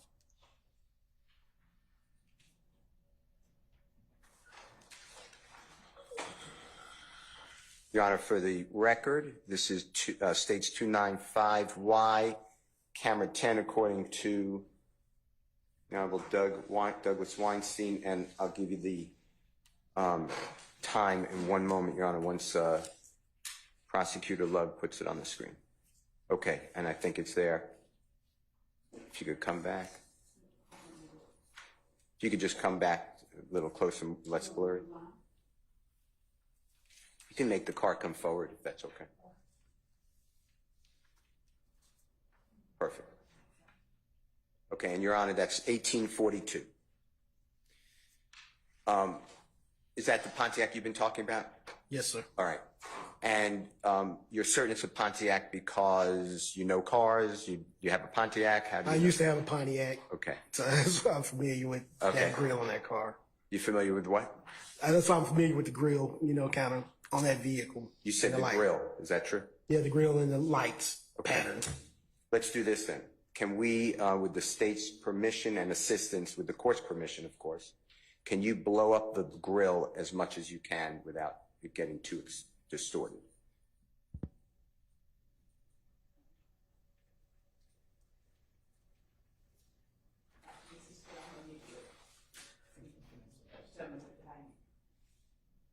I'm sorry?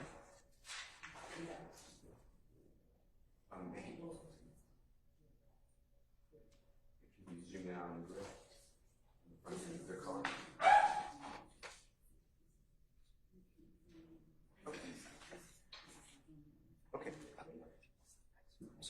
Okay, that's fine.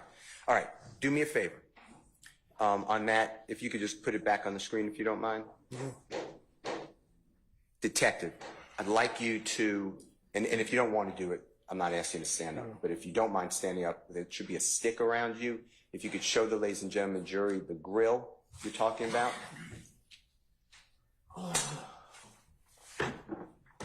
This portion. Okay, now, explain to them what you mean by seeing the center of the grill. Well, just the general shape of it. Okay, and then can you do me a favor? Using the pointer, can you show the ladies and gentlemen the center of that grill? Is there a vertical line or design in the Pontiac that you recognize? Nah, you mean the vertical line? No, it's just I recognize the general shape as a whole. All right. Because just the lights and just the grill, this whole thing is what I recognize as being a Pontiac. And that's, I'm not a vehicle expert, but I just used to own one. That's why I just. John, may I approach the screen just in the pointer for a second? Yes, you may. If you just help me out for a second. So I'm referring to. You see this going up and down? Yes, right there. Okay. And that's part of the grill. Is that fair to say? Yes. All right. Now, when that car, that Pontiac, leaves the scene, this is, you know that to be a proper time. Is that fair to say? Yes. How do you know that to be the proper time, the 1842? Because this particular system, like I said, is a computer-based system and is connected to the internet. Same way as your laptop generally keeps the time. Okay. So, Versus the system in the barbershop, it's a DVR system. It has a small battery in it to keep the time right on, if the power out goes out or something like that. Problem with those systems is daylight savings, things of that nature. You constantly have to update the time. that's more human error. Human error, because most people don't know, how to do that. Once the installer installs it for them, let it keep going. Whereas this system does it automatically on its own. All right. And if we can go to, and I may need a little help here, the barbershop, capturing right before the shooting occurs from the street angle. That should be State's Exhibit number 292, and I have A, but I could be wrong. Could you? You have it? Oh, Mr. Kokomo said he's doing it. Thank you. He said he's doing it. Thank you, Mr. Kokomo. Thank you very much, though.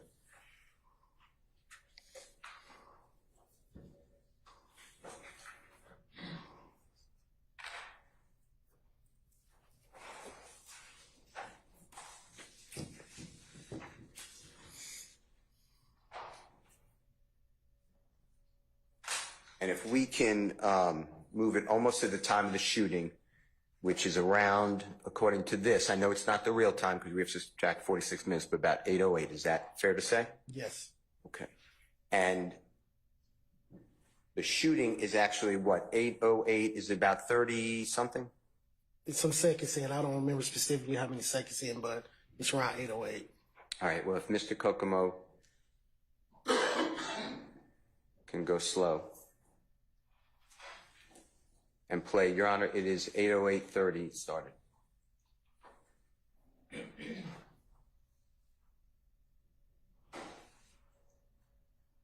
Okay, and 8:08:40 I got approximately, that's when the shooting occurred, right? Okay, if Mr. Kokomo can go back to maybe 8:08:20 seconds, I'd like you to look for, was the Pontiac a lighter colored car in the Texaco gas station? Yes, it looked to be. Okay. I'd like to see a car before the shooting.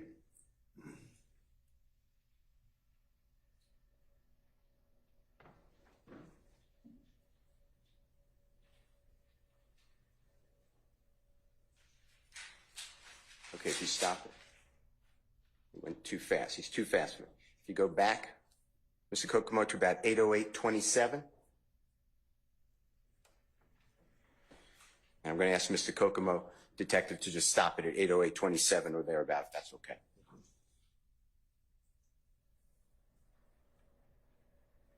Okay, it stopped at 8:08:26. Mr. Kokomo, are you able to blow up and zoom in on that car? Can you blow it anymore?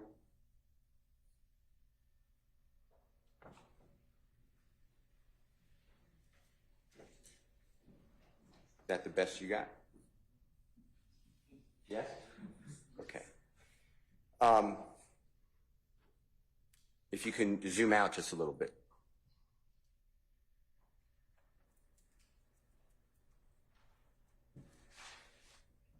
Can you tell, if you can't, if it's just too distorted? I cannot.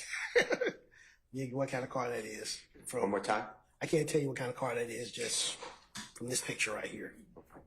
Can you see, if Mr. Kokomo blows it backward, yeah, less distortion, can you see that the grill has lines going horizontal? Yes, I can see it right there. Okay, and that's different than the Pontiac that you showed us earlier, correct? Yes.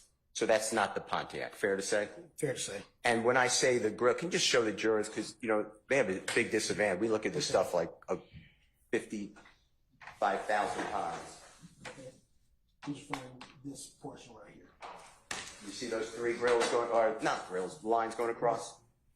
Okay, and obviously you don't want to commit what type of car it is, but it's not the Pontiac, fair to say? Yes, fair to say. Is that correct? All right.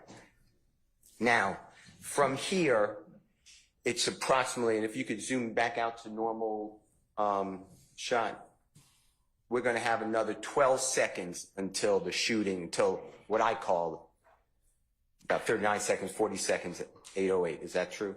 Till the shooting, what appears to be people reacting to gunfire? Yes. Okay. So I want you to count how many cars until presumably the car that's shooting the firearms, okay? Or the firearm. Okay, if you could play it, Mr. Kokomo. If it slows, that would be fine too. So you could stop it right there. If you go back, Mr. Kokomo. At 8:08:22, he's going to play it. If you could, Mr. Kokomo. That's some sort of SUV. This is the car we just stopped on, right? Mm-hmm. Not the Pontiac. This is another car, another SUV, and then this is going to be another car, and then we're getting up to the time of the shooting. Fair to say? Yes. All right. The other cars that were in sequence, they were not the Pontiac either, right? Color-wise? No. Am I correct? Yes. Yes. Okay. All right.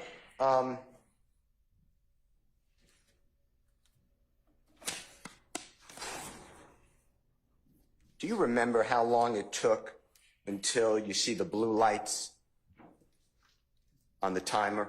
When I say how long it took, I'm starting with, you know, the 8:08:41. Yeah, well, about 4 to 5 minutes or so. Okay. And then the jurors have seen it, so I don't want to waste anyone's time. So whatever's captured, though, you can see the lights. Yes, you can. Flashing even inside the barbershop. Fair to say? Yes, sir. Fair to say. All right.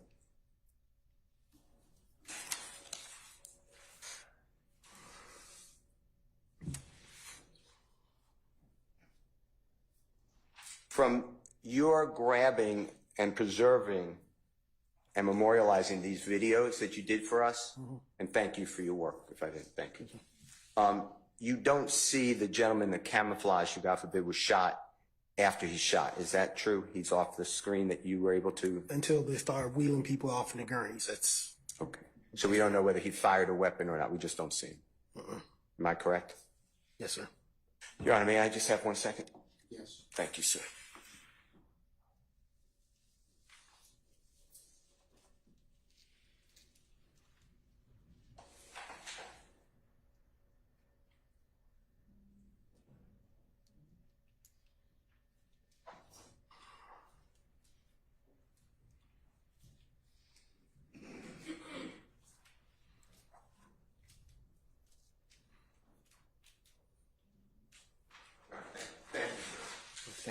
Redirect. Excuse me, Your Honor, I have about 5 minutes.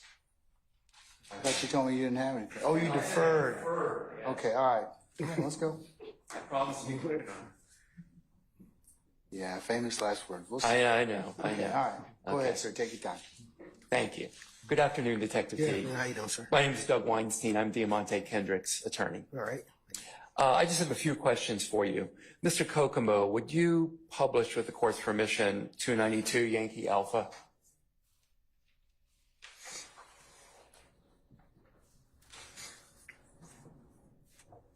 Can you go to timestamp 808:20, about 20 seconds back? Yeah, that's good. 808:18 will be fine. Detective Teague, I want you to watch when the car goes by that appears to do the shooting and tell me if you see that car stop for 20 seconds, okay? Mr. Kokomo, please play the video.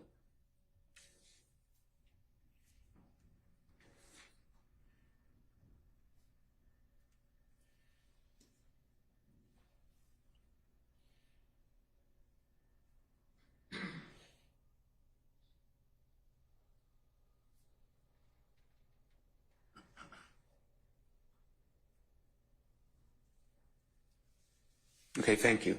Do you see the car stop for 20 seconds like something out of Boys in the Hood? No. Okay. Do you recall a few short minutes ago you testified about State's Exhibit 295 Yankee, the GeoVision system in the Texaco? Yes. And on camera 10 at timestamp 19:17:17, you saw a man in a black coat. You testified that you saw a man in a black coat get in the driver's side of the Pontiac. Do you recall testifying to that? Yes, I did. And then you testified that at 19:17:27 that the Pontiac pulls out of the gas station, correct? Yes, I did. Do you ever see the man in the black coat get into any other car? No. So the last that you see of the man in the black coat is that he gets into the Pontiac and the Pontiac pulls out, correct? Yes. Okay, I have no more questions. Thank you. Any other counsels?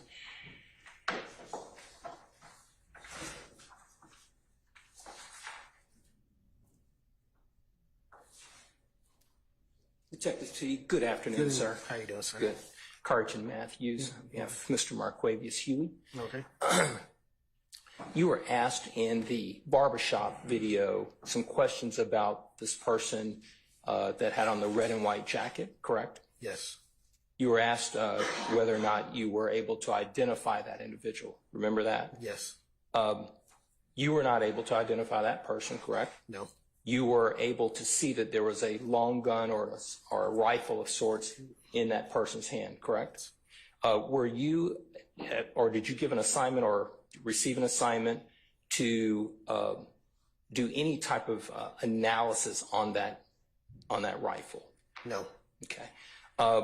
Do you agree that the identity of that person perhaps could have been established had there potentially been some type of forensic evidence on the firearm being retrieved? Cause for speculation. I stand. Do you have familiarity, Detective Teague, with fingerprint analysis? Yes, I do. Do you have familiarity with DNA analysis? Yes, I do. You do know that DNA analysis could potentially reveal particles on a handgun, correct? Possibly if the person wasn't wearing gloves. And did you see any gloves in the video of the person that was wearing the red and white jacket? Not that I remember. Okay. That being said, it would be fair to say that it's possible that there could be fingerprint evidence that could have been retrieved from that firearm, correct? Speculation. I stand the objection. Do you know whether or not it's possible that fingerprint evidence can be revealed from a firearm? Still cause speculation. Okay. Let's move on, sir. Okay. Let's talk about the technology that you have with respect to pooling together surveillance information and videos. That is actually something that can be done throughout the city of Atlanta with the VIC system, correct? You mean pooling all the cameras in the area and stuff like that? You're talking about that? Yes. Okay. And so it's not just relegated to certain segments of the city. These VIC cameras are throughout the city, correct? Yes, they are. They're in Southwest Atlanta, correct? Some in Southwest Atlanta.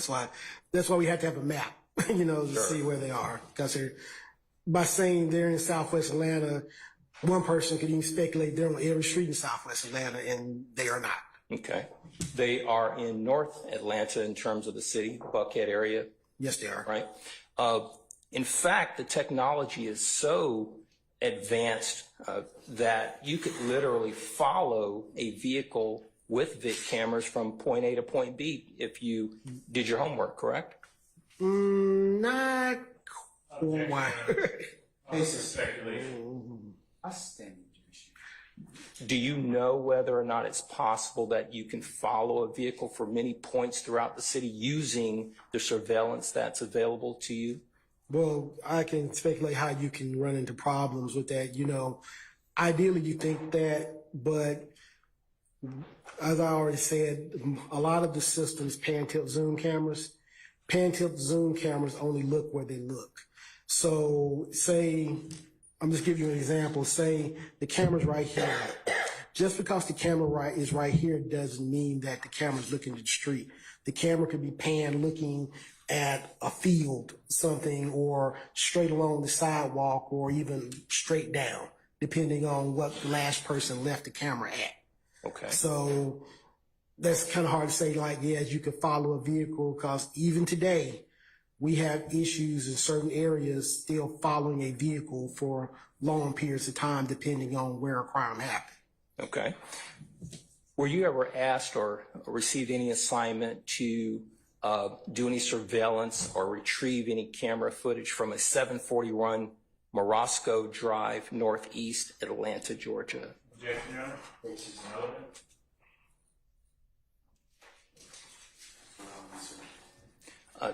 It's part of the indictment, Your Honor. Thank you, Your Honor. Okay. Morosco, I would have to look back specifically. Not, I've pulled video from so many places in the city just by throwing up an address. We keep databases and stuff where we go specifically. Because I've been pretty much all over the city pulling video, and I would need to be refreshed just off throwing off a location top of my head, because there's some locations you could throw up and I pull video from there 20 times. So I kind of have to be specific about, did I pull video for a specific incident that I recall? But Morosco, I pulled video from several businesses around the Morosco area for different incidents, because you got to understand, I pull video for the whole department, and me and my coworkers. So we pull video for our burglary unit, larceny, auto theft, ag assault, robbery, and homicide. So just to throw out a location like that is like, need a little bit more context. Okay.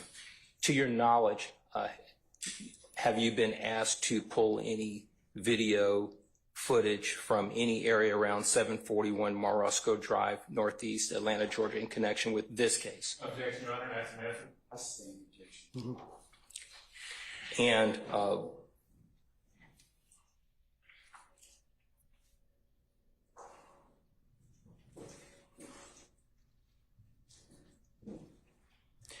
the video footage that we've seen and that you've testified to here today, we have not heard any audio footage or audio with respect to any of the video surveillance at the Texaco, correct? Correct. And there was no audio, correct? Not that I know of. Okay. And there was no audio that you were aware of in any connection with the barbershop, correct? No, not that I'm aware of. So you're not aware of any conversations or any discussions that were being had in any of these videos that we've seen, correct? No. Okay. Thank you. No further questions. Any further inquiry? Any defense counsel? Redirect.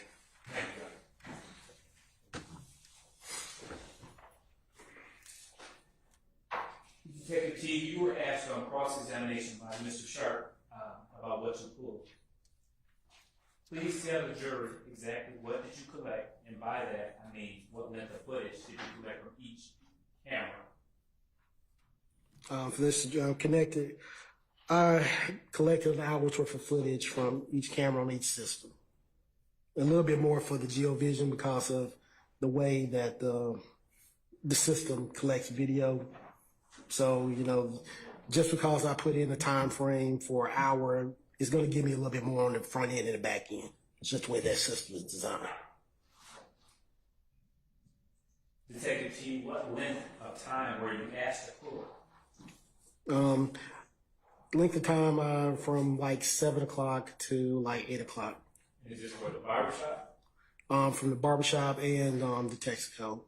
I think the time's off just a little bit, but I was directed by Detective Thorpe for specifics.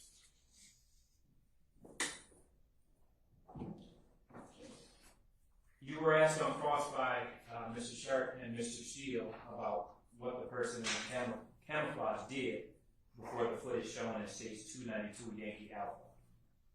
Were you at the barbershop just in that footage just before 7 p.m.? Was I at the barbershop? Were you on scene? No.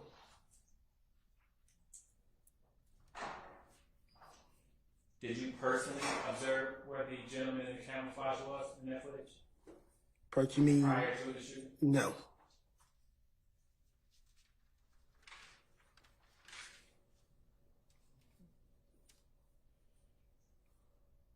And were you personally on scene when the SUV in States 292 Yankee Alpha was parked in that parking lot? No. Detective T, you were asked on cross about LPRs and VIC cameras. To your knowledge, were there any LPRs or VIC cameras at McDaniel in Northside on January 10, 2015 that you know of? Oral, sir. None that I knew of at that point. You were asked on cross by Mr. Steele to explain the capacity of law enforcement to pull footage from areas. Are there more cameras now than there were in 2015? Yes.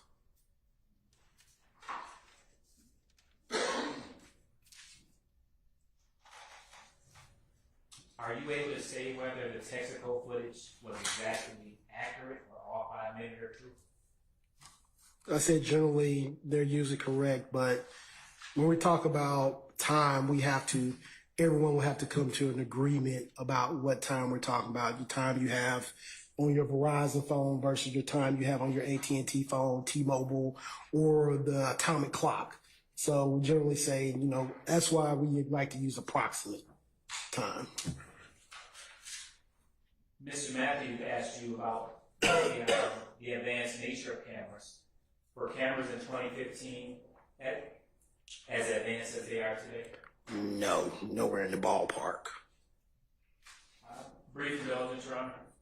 All right, sir.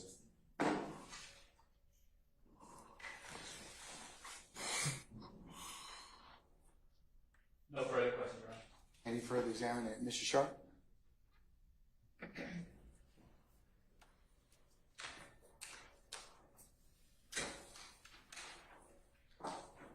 Investigator T, you were just asked about the presence or availability of VIC cameras or LPRs. You remember that? Yes. You said none that you know of were available. The way you determine if LPRs or VIC cameras are available is you look for them, correct? Two ways. Either one, you stand out there and you see it and you can point it out, or two, you look at the map. Look at the interactive map. Yeah. Did Detective Teague ever ask you to look for... Thank you. I'm getting to know him. Did Detective Thorpe ever ask you to look for VIC cameras? No. Did he ever ask you to look at the interactive map for VIC cameras? No. All right. Did you ever look for VIC cameras or the interactive map? No, I keep it moving on to the next request. Because you're not the lead investigator, correct? Well, I'm not. Thank you. Any further examination? Yes, Mr. Steele.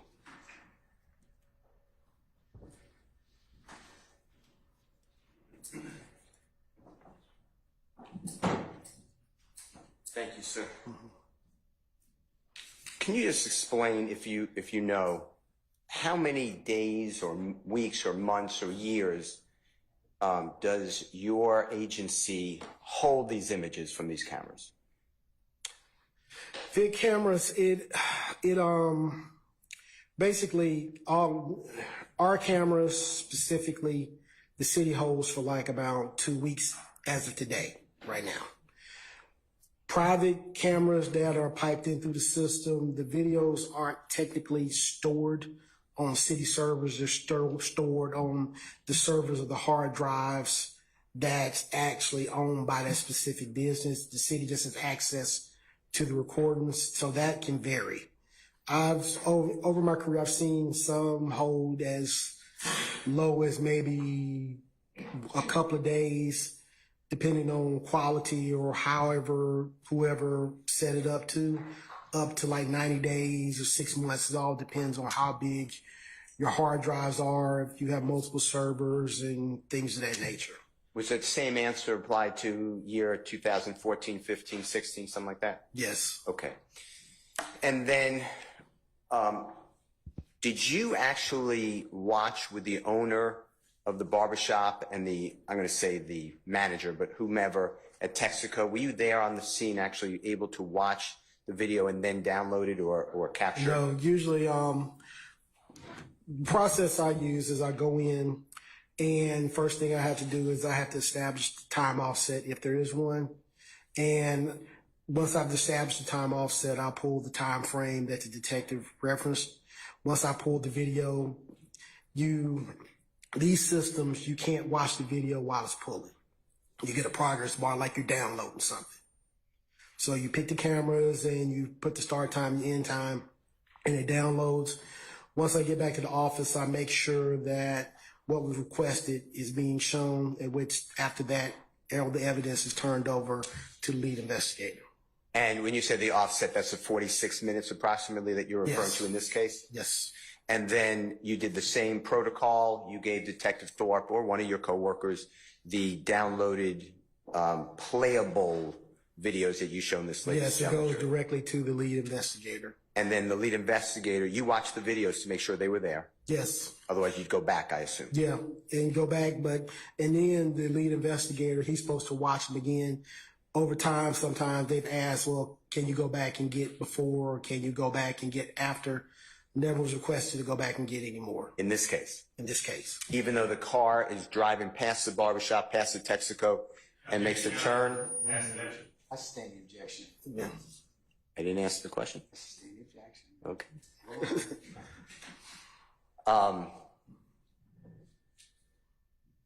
You made this available to Detective Thorpe, your work product. Otherwise, We wouldn't be here right now. you wouldn't be doing your job. Yes. Okay. All right. Thank you. Any further examination?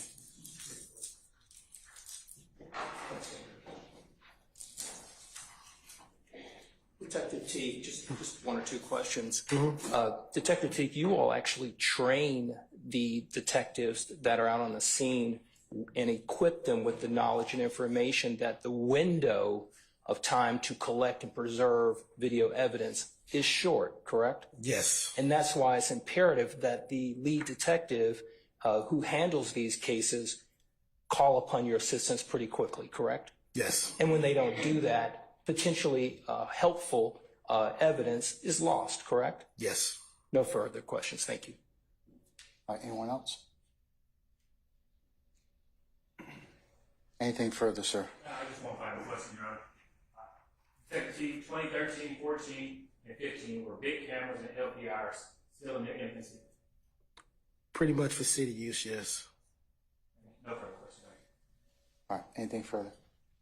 All right, may Detective T be permanently or temporarily excused a witness? Temporary. All right, sir, I'm going to temporarily excuse your witness. What that means is you'll be subject to being recalled at some other time. We'll give you plenty of advance notice. Just don't discuss your testimony with anybody except the attorneys in this case, okay? All right. Yes, sir. Thank you, sir.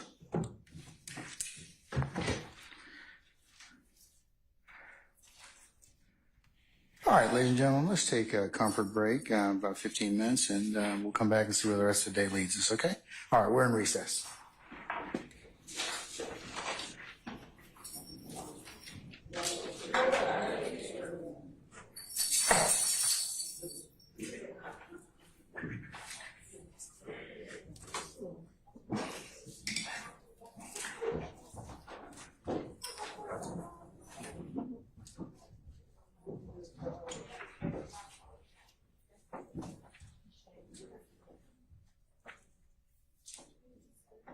All right, we're in recess.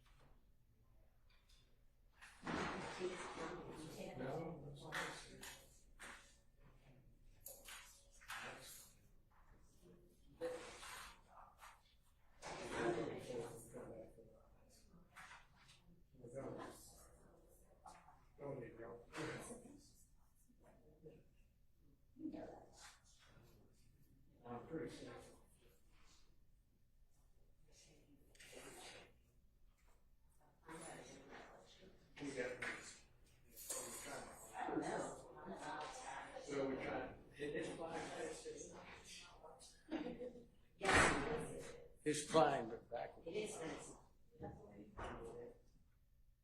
Flying like a stork.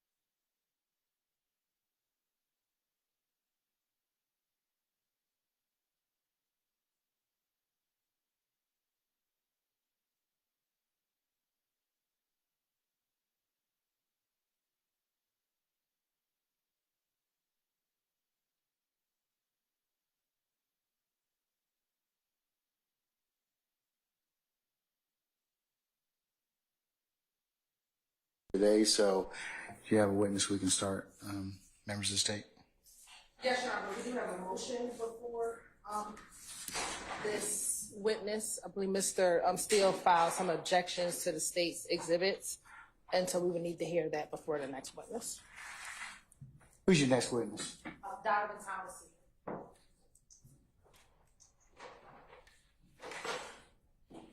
I'll tell you what then, let me excuse the jury. We'll take up the motion, and then we'll use that for the rest of the day. Okay, can we summon our jurors, please?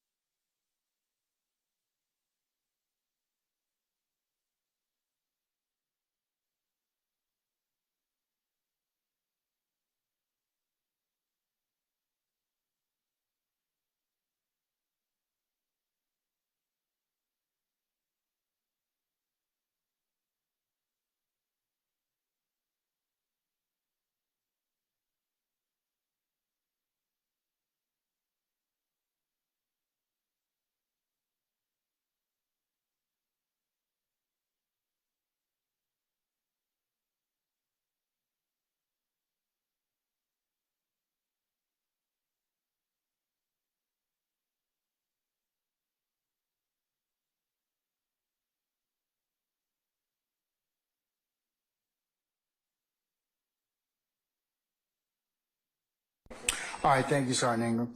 All right, ladies and gentlemen, we have reached a period in the day. I believe it might be prudent for us to go ahead and recess you all. We have to take up some other matters that may, just in the use of the court's time, we'll go ahead and recess you for the day and have you come back in the morning, okay? So with that,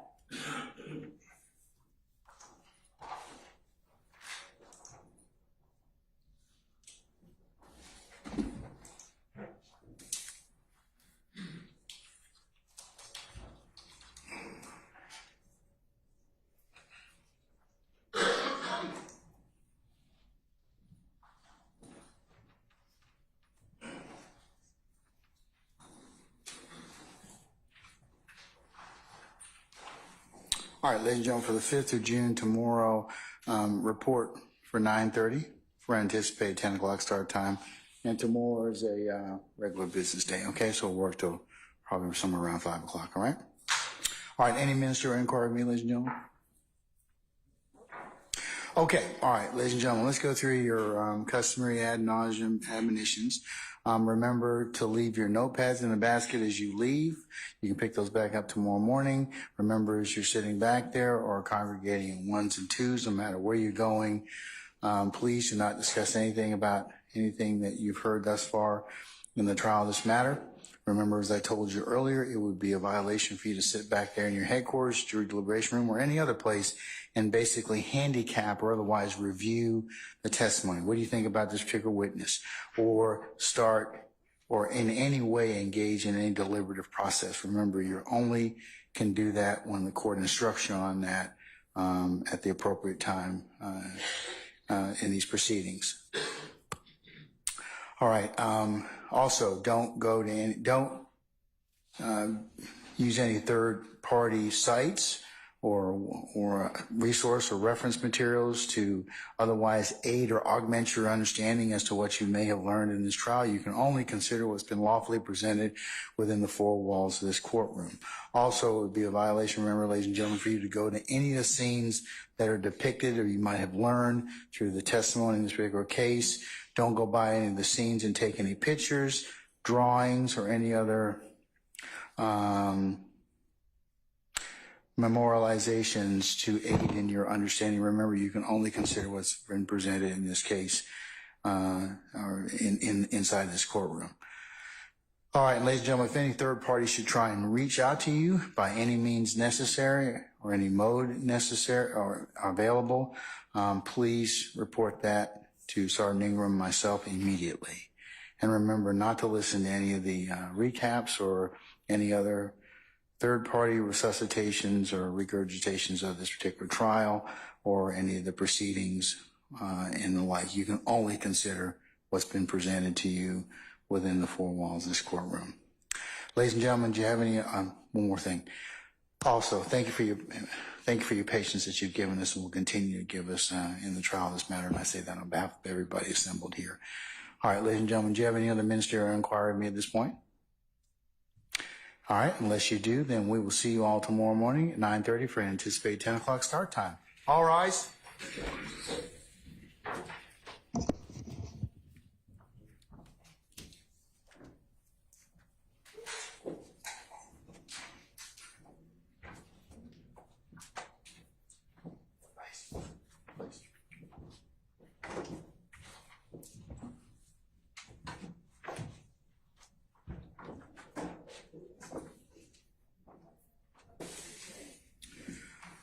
Okay, ladies and gentlemen, our jury has left us.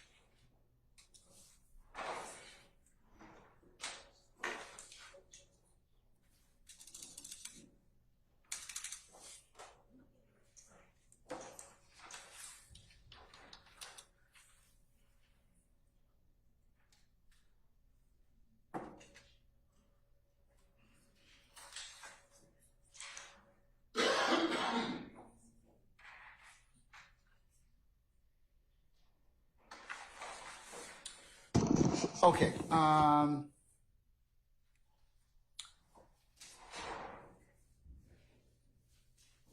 Ms. Hilton, did you send an updated Donovan Thompson, what's labeled as an email on Friday, the 31st of May at 11:51 approximately with an attachment Donovan Thomas Senior PowerPoint? Yes, Your Honor. Is that the one that you're asking the court to consider, or has it been updated anyway? It has been updated. Did you send another email out to the rest of us? Not yet. Okay, then I'm going to use this one as the next court's exhibit in order. Counsels, that was the one that was sent to the rest of you at 11:51 a.m. on Friday, the 31st of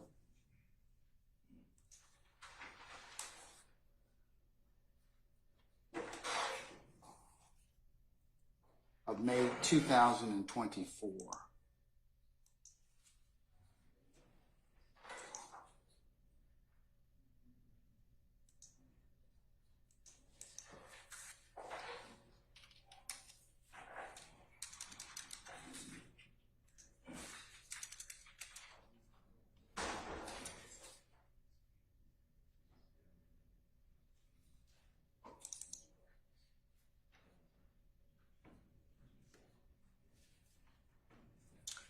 I'll also include, Mr. Steele, you included a email sent Monday, the 3rd of June, 2024 at 10 p.m. in opposition to the particularized exhibit numbers that the state presented in the PowerPoint. Is that correct, sir? You are correct, sir. All right, I will include that as the next course exhibit in order.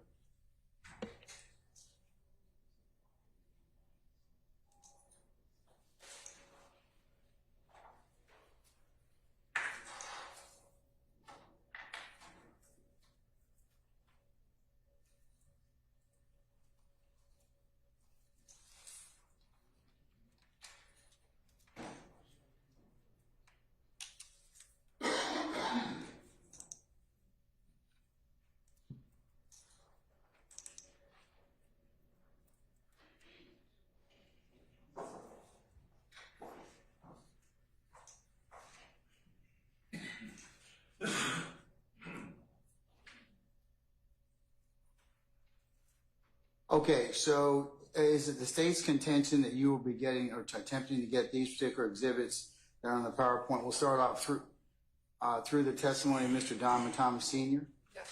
All right, let's cover the state's 324 Yankee. Could you put that up, please? You're right. I think he only had certain ones that were objected. There were only about 4 of them. There were 4 specific pictures, not the entire PowerPoint. Okay, hold on. Which ones are you, okay. Mr. Steele's objecting to states 325 Yankee and 326 Yankee and 327 Yankee and 328 Yankee under sympathy. And Judge, I'm sorry, before we proceed, let me step up briefly and address something of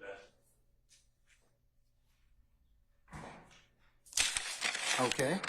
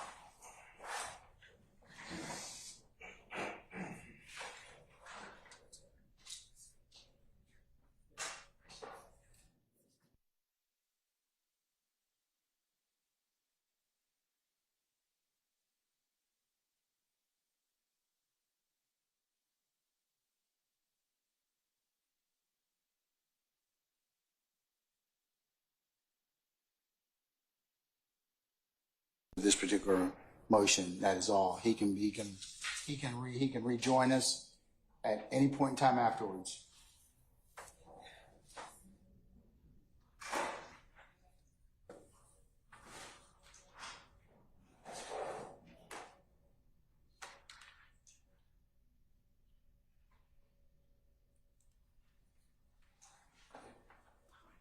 Okay, Ms. Hilton, what about the ones I was just mentioning now about Mr. Steele specifically having objections as to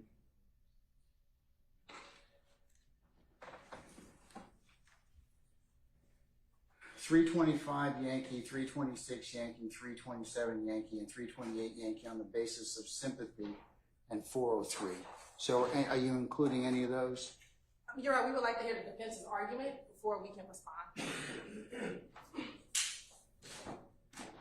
He said sympathy. Only for one? No, for four. No. 325, 326, 327, 328. No, my understanding, Your Honor, is that the only one that's sympathy is for 328, because he puts that one in parentheses, Your Honor. I believe that 325, and I'll let Mr. Steele say otherwise, but based on my reading of the email, he only put in parentheses for sympathy the one which would be 326Y. That's not how I read it. Unless he sent another one.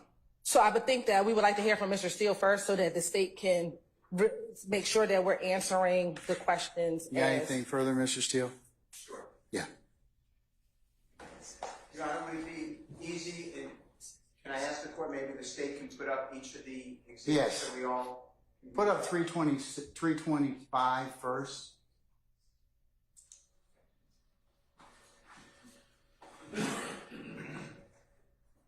I mean, I have the PowerPoint, but you could just show them so everybody can see them.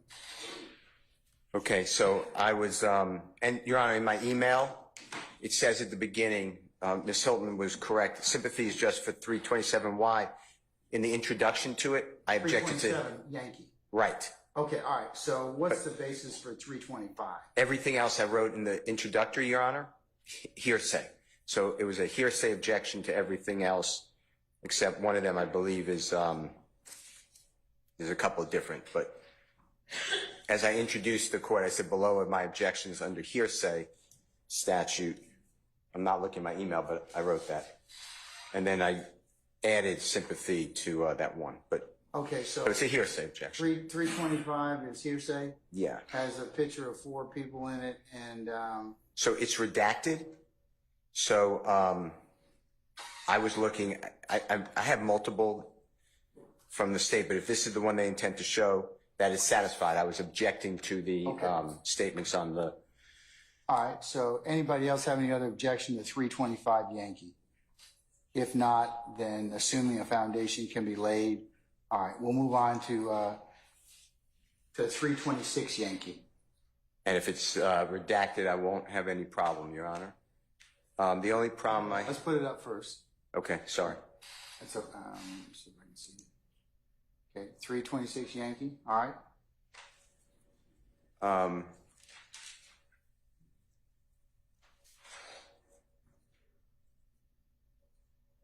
I don't have an objection to that since it's been redacted. Okay. 327 Yankee. Well, when I say that, all the other objections, foundation, I don't want to waive anything. Yes, sir. Okay. Thank you. All right. Just the hearsay. 327, I believe, Your Honor. 327. Okay, so this one, I have no orientation. I believe, I am not telling you I'm correct. It's an album cover. It says Long Live Nut. It says YFN Lucci. And then there's you could read it. I can read it anyway. Upside down, it is the gravestone of Mr. Thomas. So I am objecting to that both under sympathy and the album cover is a gentleman who the state has on the witness list if they want to call him, but they said that they indicated anyway, he doesn't seem to appear on a witness list that's coming up. So that's why I'm objecting. And the album cover is released. This is my information. I'm not telling you the state may have different thoughts, but I have March 3rd, 2017. So I don't see the relevance / I see a lot of 403 issues I'd like to raise, including sympathy. Okay. All right. Let me hear from the state, Mr. Steele. Yeah, okay. It's okay. All right, madam. 327 Yankee. Yes, Your Honor. So, Your Honor, this picture is a picture of Rayshawn Bennett, and the title of the album is Long Live Nut. What the significance of this album or this particular picture, not even the album, is to show the continuous relationship between Mr. Bennett and Mr. Donovan Thomas even after death. So what we know, what I believe will come out through testimony with Mr. Donovan Thomas Sr.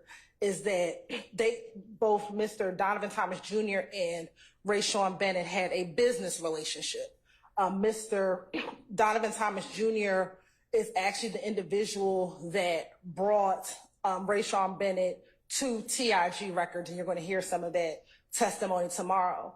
But what this indicates that it was more than just a business relationship, it was a friendship, because even after his death, he decided to name an album after this individual who had passed away 2 years prior. Why is that relevant? In the midst of what the state believes was a gang war in 2017, and I'm actually getting ready to get the dates specifically, is that we believe YSL continued to target Mr. Rayshawn Bennett as a result of, or as a part of, this gang war. So immediately following the murder of Donovan Thomas, you're going to hear, you've heard some testimony that Rayshawn Bennett's mother's home was shot up. Then, as years progressed, YSL continued to antagonize Mr. Bennett.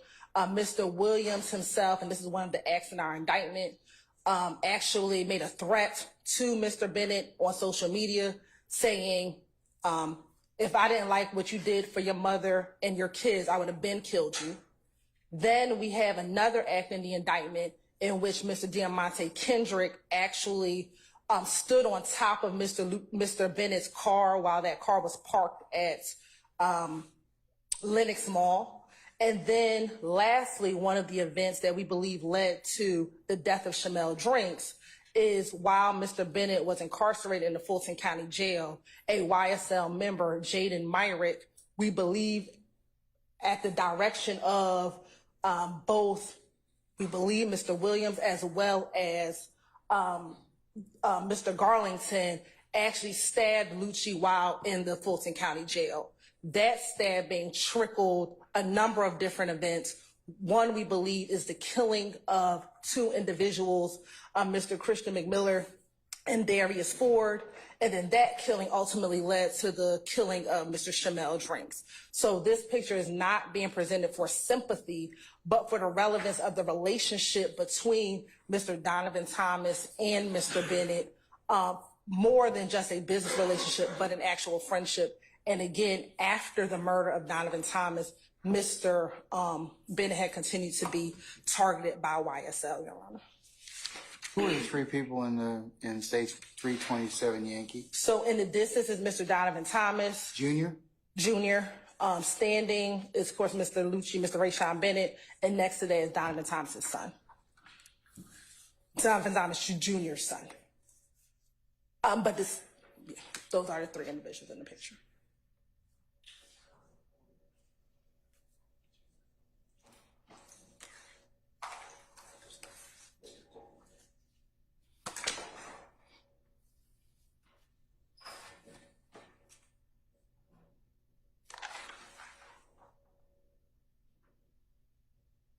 Is Mr. Lucci going to testify at some point? That's my first question. At this juncture, we do not believe he'll be testifying. All right. How does his father know about that senior, Donovan Thomas Sr., know about this particular issue? I mean, he'd be about the picture? Yeah. I mean, he saw it himself. He was aware that it existed. He was aware that this individual made a album dedicated to his son.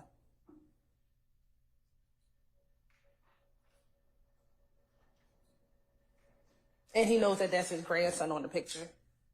And he knows that that's his son in the background. And he knows that that's Mr. Rayshawn Bennett. The court's concern is you're going to elicit hearsay. How? Because if you're asking Mr.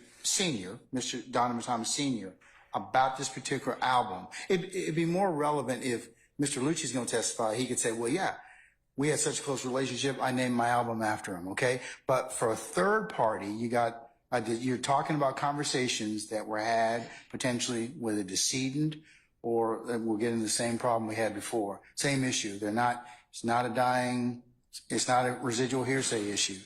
You're going to get into some hearsay potentially. But I think I can ask Mr. Donovan Thomas, did he know about an album called Long Live Nut? And he'll say yes.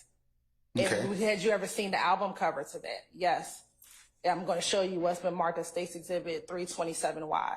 So Okay. that would not elicit any hearsay All right. at all, because he has knowledge of this album cover. He knows about it. He's seen it. You're not going to ask him how he has knowledge about it, right? No. Mm-mm. Okay. That he's seen it, that Nutt is his son. There's a picture of his son, his grandson, and that All would right. be Given the that, conclusion of it. Mr. Steele, assuming they can allow a foundation, I'll allow it over your objection. Yes, you can. Thank you, Your Honor. On behalf of Mr. Stillwell, I understand the Harvey rule, but specifically, we would like to add to the argument. This is a 403 issue. If you recall, there was a picture in life of Mr. Donovan Thomas, Jr., the deceased, and we discussed it in the state's stance on, we're going to let it in, we're going to bring it in through the mothers, because, it's just a picture of him. Mother who? I'm sorry. Mother who? Edmonds. And their stance was, it's just a picture of him. It's not of his children. It's not anything like that. It's just him.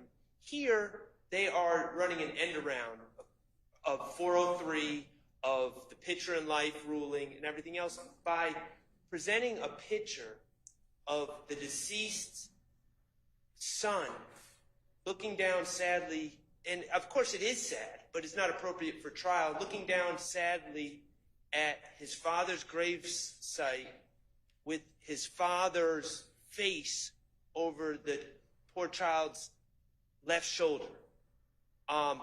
They have so many other ways to establish the relationship between Lucci and Donovan Thomas. They have witnesses, including Donovan Thomas Sr. They have a plethora of pictures off of Donovan Thomas's Instagram with Lucci in them. They have Lucci. They can say, we're not anticipating Lucci testifying, Mr. Bennett testifying. Okay, subpoena him and tell him to come into court.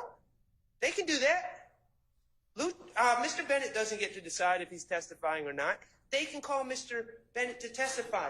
But the idea that we're just going to allow a picture of the deceased son looking sadly down at his father's grave.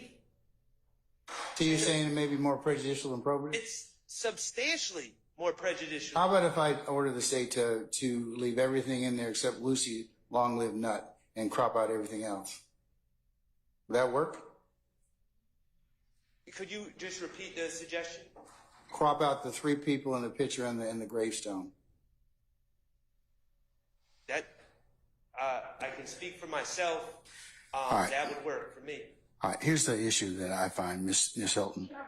The issue I find is problematic in this case. You got a child that's in here, and that's going to be more prejudicial than probative. So if you want the album cover in, you can crop out the three people and the gravestone. You can admit it. The album cover is relevant. You could admit it, but I want you to crop out the three people in the gravestone. Okay? Can I just say something for the Sure. Because the prejudice is you got just the whole issue of the setup of the album cover, and I need to paint for the record. You do have the fading of Donovan Thomas Jr., his son, and looking at the gravestone, and Mr. Lucci looking at the gravestone. So the court's ruling is based upon you have your son's on the album cover, and that's what tips the prejudice in the court's opinion under 403. And state understands the court's ruling. I just want to address Mr. Shard's argument, because although they say it's prejudicial, what I also hear them saying is if we bring Lucci in, then it'll be fine for us to put the album cover up. So if it is fine, if Lucci comes in and we put the album cover up, then the prejudice is not different or the same. Matter of fact, I think It's still Mr. Bennett it still would be prejudicial. You'd still have the same objection. I'd still have to rule upon it because you've already got the issue of a child and a person he did an album with cover Mr. Lucci, who's holding some flowers and then looking at the grave. I mean, I think that in and of itself may be more prejudice and probative, as to the point it brings in sympathy. But what I am saying is, to make it relevant, you can use that, but just crop out the gravestone and the three people in there, and then it would be, you've got an album cover, and I think that covers that. Even over objection would suffice that. Would the court be amenable, because it is Lucci, we will, like him on the picture, that we crop out the gravestone and the son and keep Lucci and Donovan Thomas? No? All right. Thank you, Your Honor. Okay. All right, so you got my ruling on that? Yes. Okay, all right. What's next? 328?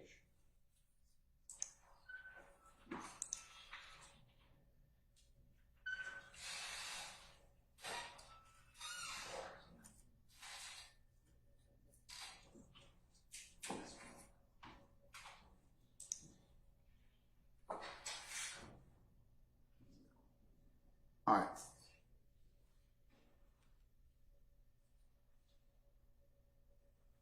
What's the base for the objection, 328, Mr. 328 Yankee? The hearsay, Your Honor. This is what I believe to be Mr. Donovan Thomas's Instagram account, and he's not going to testify, God forbid, but you have his big business _ ENT _ nut, and then it says words that he's speaking about to hit these Miami streets. Pound think it's a game. That's my objection. State?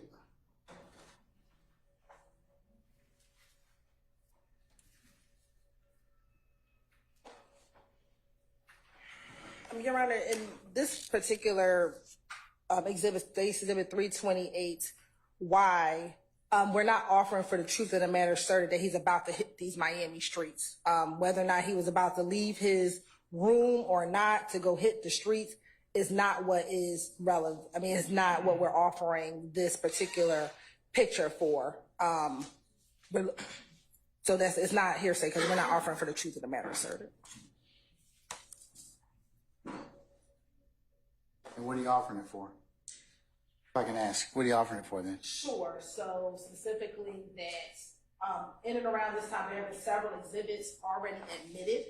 A few with, I believe, Mr. Williams in there around this May 2014 timeframe that have come in, and this was another of those pictures in their sequence of pictures. And so I believe it's Williams 13.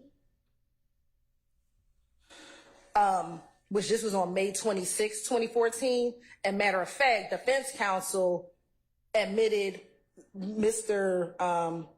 Donovan Thomas Jr.'s caption in this particular picture. All of this came from Mr. Thomas's page. So we were consistent with what was already admitted. So if you see that this is the big business entertainment nuts caption, still with Williams 13, defense counsel introduced the caption underneath the picture, so the state followed in the same manner.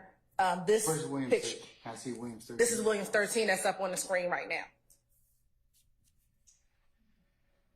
Okay. All right. And then the other one was from May 24, 2014, so showing that these pictures are taken roughly in the same amount, the same time frame with, and they're all from the same account, Your Honor. Okay, let me see Williams 328 Yankee now, please. So this is 328 Yankee. It's the same one as Williams 13? No, it's two different pictures, Okay. but both from the same big business entertainment nut account. Okay, so I see Williams 13. Okay. Show me states 328 Yankee now. This is 328 Yankee. Hold on.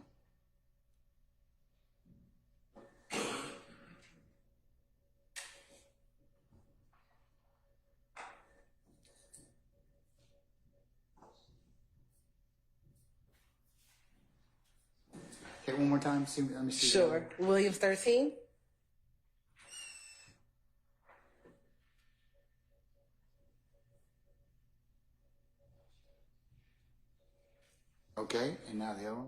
and then 328 Yankee.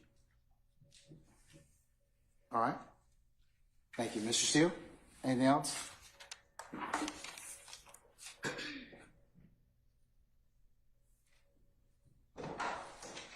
Terms of,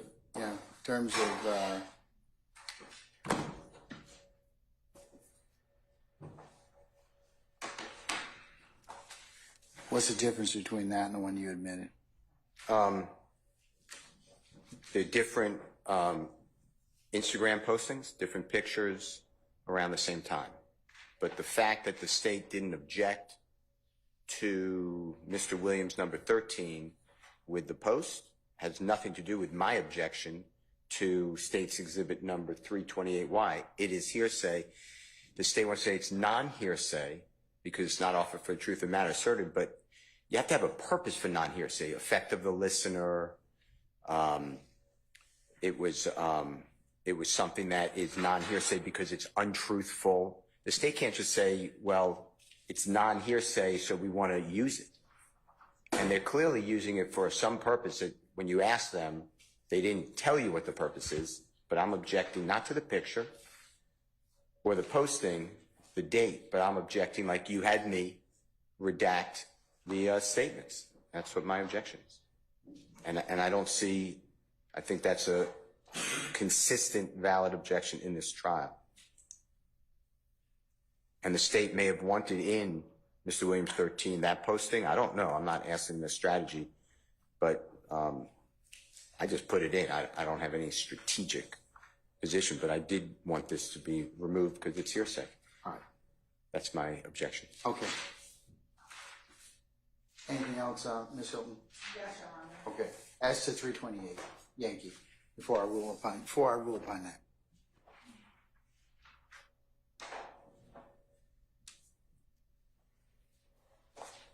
Your Honor, we don't have to have an exception if it's not hearsay. So Mr. Steele just said that we have to have basically an exception. If it's not hearsay, it's not hearsay. We're not offering it for the truth of the matter asserted, so it's non-hearsay. Therefore, we don't need an exception. What are you offering it for? Because if you're offering it for, if it's not, remember, hearsay is not out of court statement to prove the truth of the matter asserted. So what is it that you were asked? What's your rationale, or what does it fall under? Sure, it's relevant to show the context of other pictures that are now in evidence. So Williams 13 is in evidence. So we also have 328Y, and then I think we have a few others that are all from this time period of May 24th through about about June 4th. All of these pictures all come from the same account. So it's context to show these pictures are kind of all in line and in succession of one another, of each other. So that's the state's purpose of. The pictures are fine. It is the statement itself. So I'm going to go ahead and sustain that objection. So just cut out the big biz and not about to hit these Miami streets underneath that through the date. So we need to take out that this is his account as well at the bottom? I'm sorry?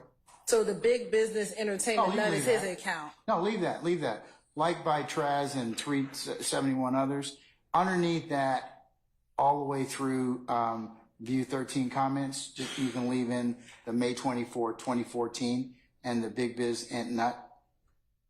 I mean, you got it on both top and bottom. That's fine, but just take out everything else underneath the heart, we call it the caption and the paper airplane underneath there through view 13, all 13 comments. You can leave May 24th of 2014 and leave big biz and not at the bottom and top. Thank you.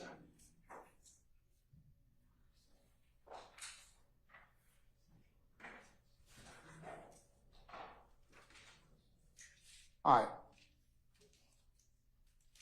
What else are you gonna? What other pictures are there objections to? Are you gonna try and show? I believe those are only 4 indicated. All right.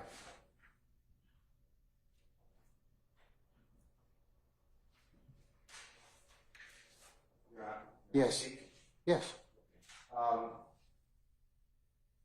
The state also gave us Jeffery Williams number 222B, and it's in evidence, but they changed just like they did in the Mr. Williams number 13. I don't know, somebody changed the exhibit sticker. It now says Defense Exhibit 222B. Mine is Mr. Williams or JW 222B, so I don't know if that matters to the court. I just don't want it to be confusing, because I introduced it. I'm going to let, unless it's something that needs to be taken up now, what I'll do is I'll get Ms. Weaver to check what's been admitted against what you all have, but we don't need to do that right now unless it's going to be shown to the witness. That's fine. Can I give you two others in for, if it's okay for Ms. Weaver to look at? Yes. Okay. The next one is Jeffery Williams or JW 222A, and the state changed it to Defense 22A. Yeah, we corrected that to be 222A. And then again, it's the same defense versus JW. And then on state's exhibit number 331Y, that can be shown. It has the word Donovan Thomas Sr. I don't know why that's there, so I'm objecting. We corrected that as well. Okay. Those are my objections. It's also from Ms. Weaver, the JW 13 became Williams 13. I don't know how it changed. But anyway, Your Honor, and can I just make, I understand the court's ruling, can I just make a more full objection to states 327Y, and that's the album cover. I know what your court ordered that, I appreciate it. But I still just will pose an objection, so I just wanted to alert the Honorable Court and the parties that getting into the relationship between Mr. Thomas Jr. and Mr. Bennett or anyone else, I've already objected to, because unless Mr. Thomas Sr., the witness, has competent knowledge of how to testify to that, it would be hearsay. So I know you took it up and said we're going to take that up. If it's an observation, that's fine. But I don't believe that naming someone's album and saying "Long Live Nut" should ever come into this trial. I don't see how that's relevant, and it was not said by Donovan Thomas Sr., the witness. So I just wanted that. I understand you took everything out, and I appreciate it. It's just I still think that that is hearsay, and there's no way for Donovan Thomas Sr. to get it in under my understanding of the facts of this case and of the law applicable. So I just wanted you to do that. I appreciate what you did. I'm not trying to continue to go back. I just wanted to make that for the record. Your Honor, also, can I go into a further topic? Anything further, the 327? Your Honor, again, it's the fact that this occurred, that Lucci did it, that he actually created the album. That's it. So That's stand wrong. on that proposition. All right, I'm taking your objection under objection for purposes of the record, and I'll give you continuing objection. Okay, and I'd like to, sir. obviously, cross-examine Mr. Bennett. I don't know if he was paid a lot of money to do that. Okay. Mr. Smith, always polite, told me outside during one of our breaks that the handwriting expert, the state has no intention of putting in the indictment that they gave, any character, and will eliminate any personal information like Mr. Williams' driver's license number or passport, etc. And the state has 2 pages, and I will look at them, and Mr. Smith will make them available. If we need any further matter on that, we'll let you know. And then the state also gave us, it's not labeled, so I can't do exhibits, but they gave us additional potential exhibits by the Honorable District Attorney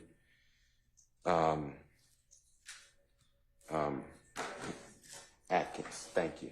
He sent it on Friday afternoon, and we have several objections to those, so I don't know how to label them, but we went through, each one, and we have several objections to them. But I can't really say to you State's Exhibit number 1 because What were they sent? When were they sent? Friday, 5 o'clock-ish. Does that sound right? Who sent them? The gentleman to my left, Mr. Atkins. Who sent the email? Mr. Atkins. What time did you send it? I'm going to say 4:50, if somebody can help me. Friday at 4:50, but I'm going by my memory.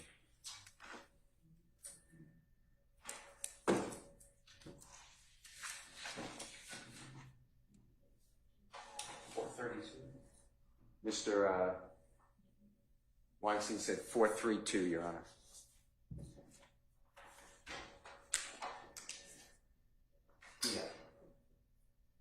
Is it one with a Dropbox link? Yes, Your Honor.